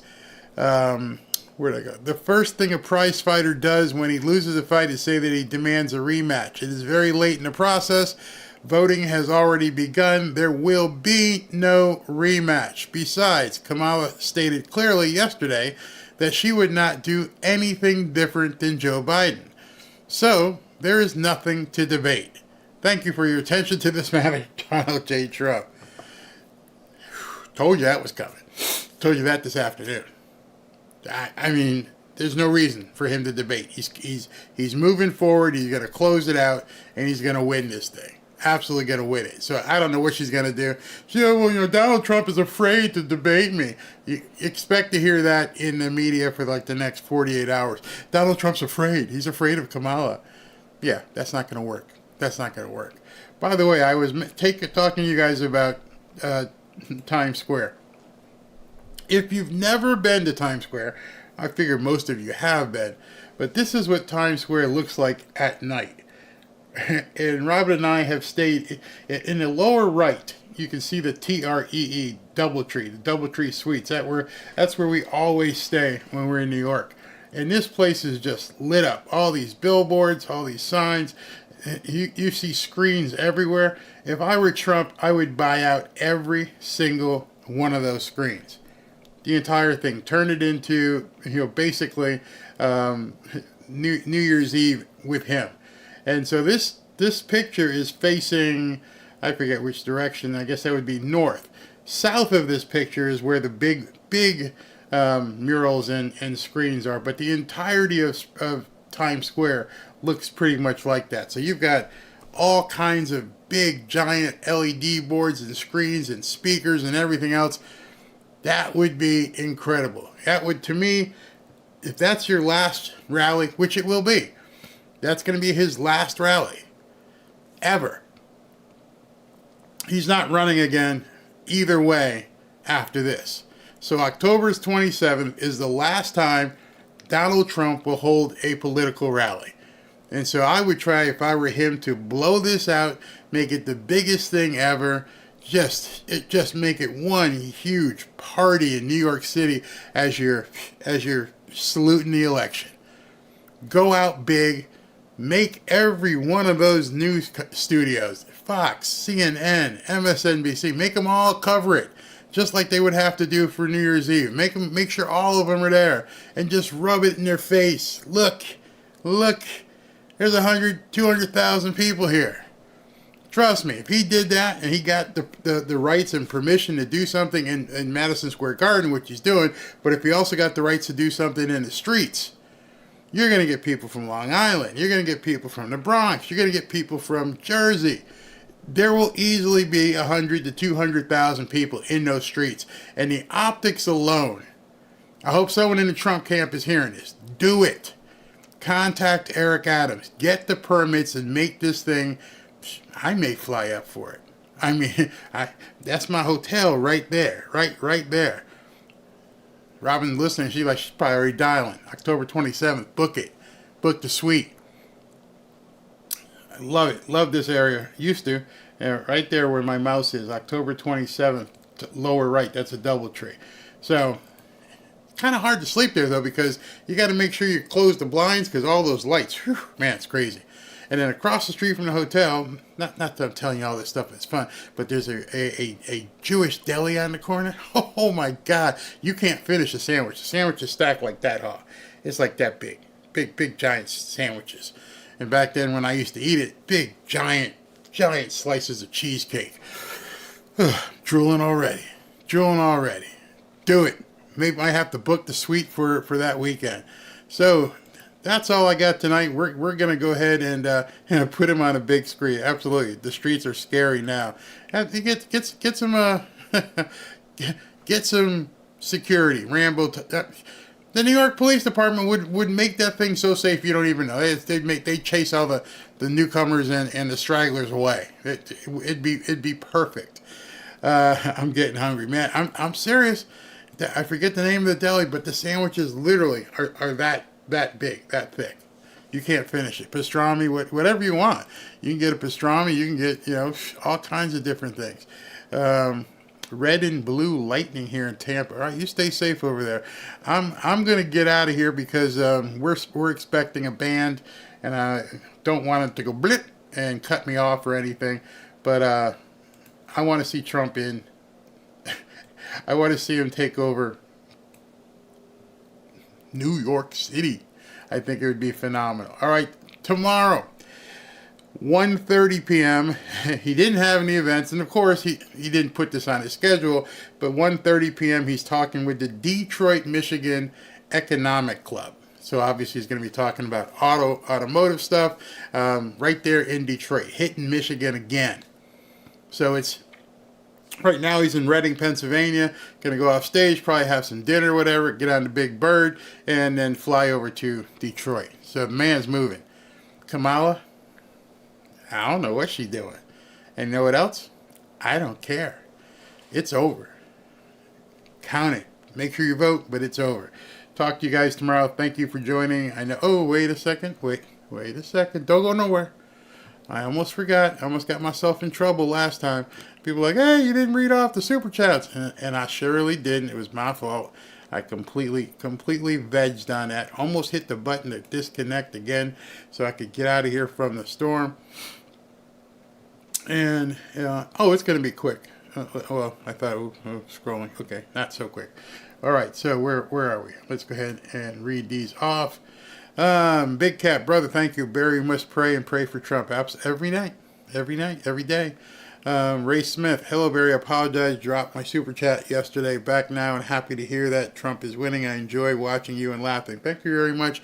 No need to ever apologize. Lelouch lives. Regardless of election outcome, I'd like to see an audit of all 50 states and the cheating once and for all. Democrats will never stop cheating. Why is that? Because their policies don't make sense, and if they can't cheat, there's no Democrat Party. Donna, thank you. I don't get it. What's up with Nevada and Arizona, Las Vegas, Reno, throughout the state? Tips, and then Arizona, major border crisis. Why wouldn't they want Trump? I gotta believe they would. I have to believe they would. Captain's log. Back to 2016, 2020, when prices lowered and the stock market repeatedly hit all-time records. The good vibes and joy party. Stay safe. Absolutely. Norma Aludis, thank you. Devanon Salick, Gettenberry, thank you. Penny Quarter, thank you very much. Mark O. Reality. Internet north of Tampa just got knocked out. Fudge. Okay. Like I said, I looked at the map of what's going to happen here. It's moving very, very fast. And so the only thing we're going to get, I don't know if you guys can see this. Let me put it on screen. But it's moving fast, and we have one trailing, I don't know if you can see it. Okay. We have one trailing thing that's going to come by at 10:30. You see that long band that basically stretches all the way down from the red into basically the Keys. We're going to get smacked with that just at about 10:30. So we're going to get ready for that. Larry, Trump should really arrange to drop that New Year's Eve ball during his speech to represent a new year, a new future. That's a great idea. Drop the ball. Create a new one. Basically instead of the 2025 ball, just have a big thing coming down saying Trump. That would work for me. Kathleen Gray, thank you. Barbara Farley, have a ball drop. Yeah, everybody else says have a ball drop. Carolyn Wilford, thank you. Roderick Thames, thank you very much. Roderick Thames again. The seating capacity of Madison Square Garden varies by event type. Boxing is almost 21,000, concerts 20, basketball 19, pro wrestling 18. So I think depending on what he has to block off backstage, he'll put 17 or 18,000 people in there, no doubt. Larry, Ron DeSantis brought in over 50,000 linemen on standby now from all over the country to get our power back up and running. Do you know where a bunch of those linemen stayed? A bunch of those linemen were stationed down here in Miami at Trump's hotel. Now, didn't get a lot of coverage. People didn't know that. There's some pictures on X. You might want to go check them out. Put in Lyman Trump Hotel. He doesn't say stuff like that. He doesn't brag about it. Just, hey, guys, go stay in my hotel. I got you. I'll see if I can find that picture. Jamie Barnard, thank you. Hancock, New York, loves Trump. Fight X3, win, win, win. And thank you, Barry, for all you do. God bless. Stay safe. Yeah, look, thank you all very much. Let me see if I can find that lineman at his hotel, because it's pretty awesome. Nobody talks about it. Lineman hotel. Let's see if it shows up. You can see this quick video. Oh, first one that came up. And this is kind of stuff why I jump on X. No one's going to show you this at the news. They're not. It says President Trump is giving away free rooms at the Trump Doral Hotel to the linemen getting ready to help the people of Florida during the hurricane. And there they all are in the lobby right there getting their free rooms. News won't cover that. You know, Trump's really bad. He's a bad guy. And as far as I'm looking, you know, I'm seeing a bunch of... he's letting black guys in his hotel. I mean, what kind of a racist does that? You know, it's crazy. Here, check out this video real quick here. Somebody's like, it's all, the left is falling apart. Look at this. While Kamala Harris is crying about Ron DeSantis not answering her call, President Trump is doing things on his own.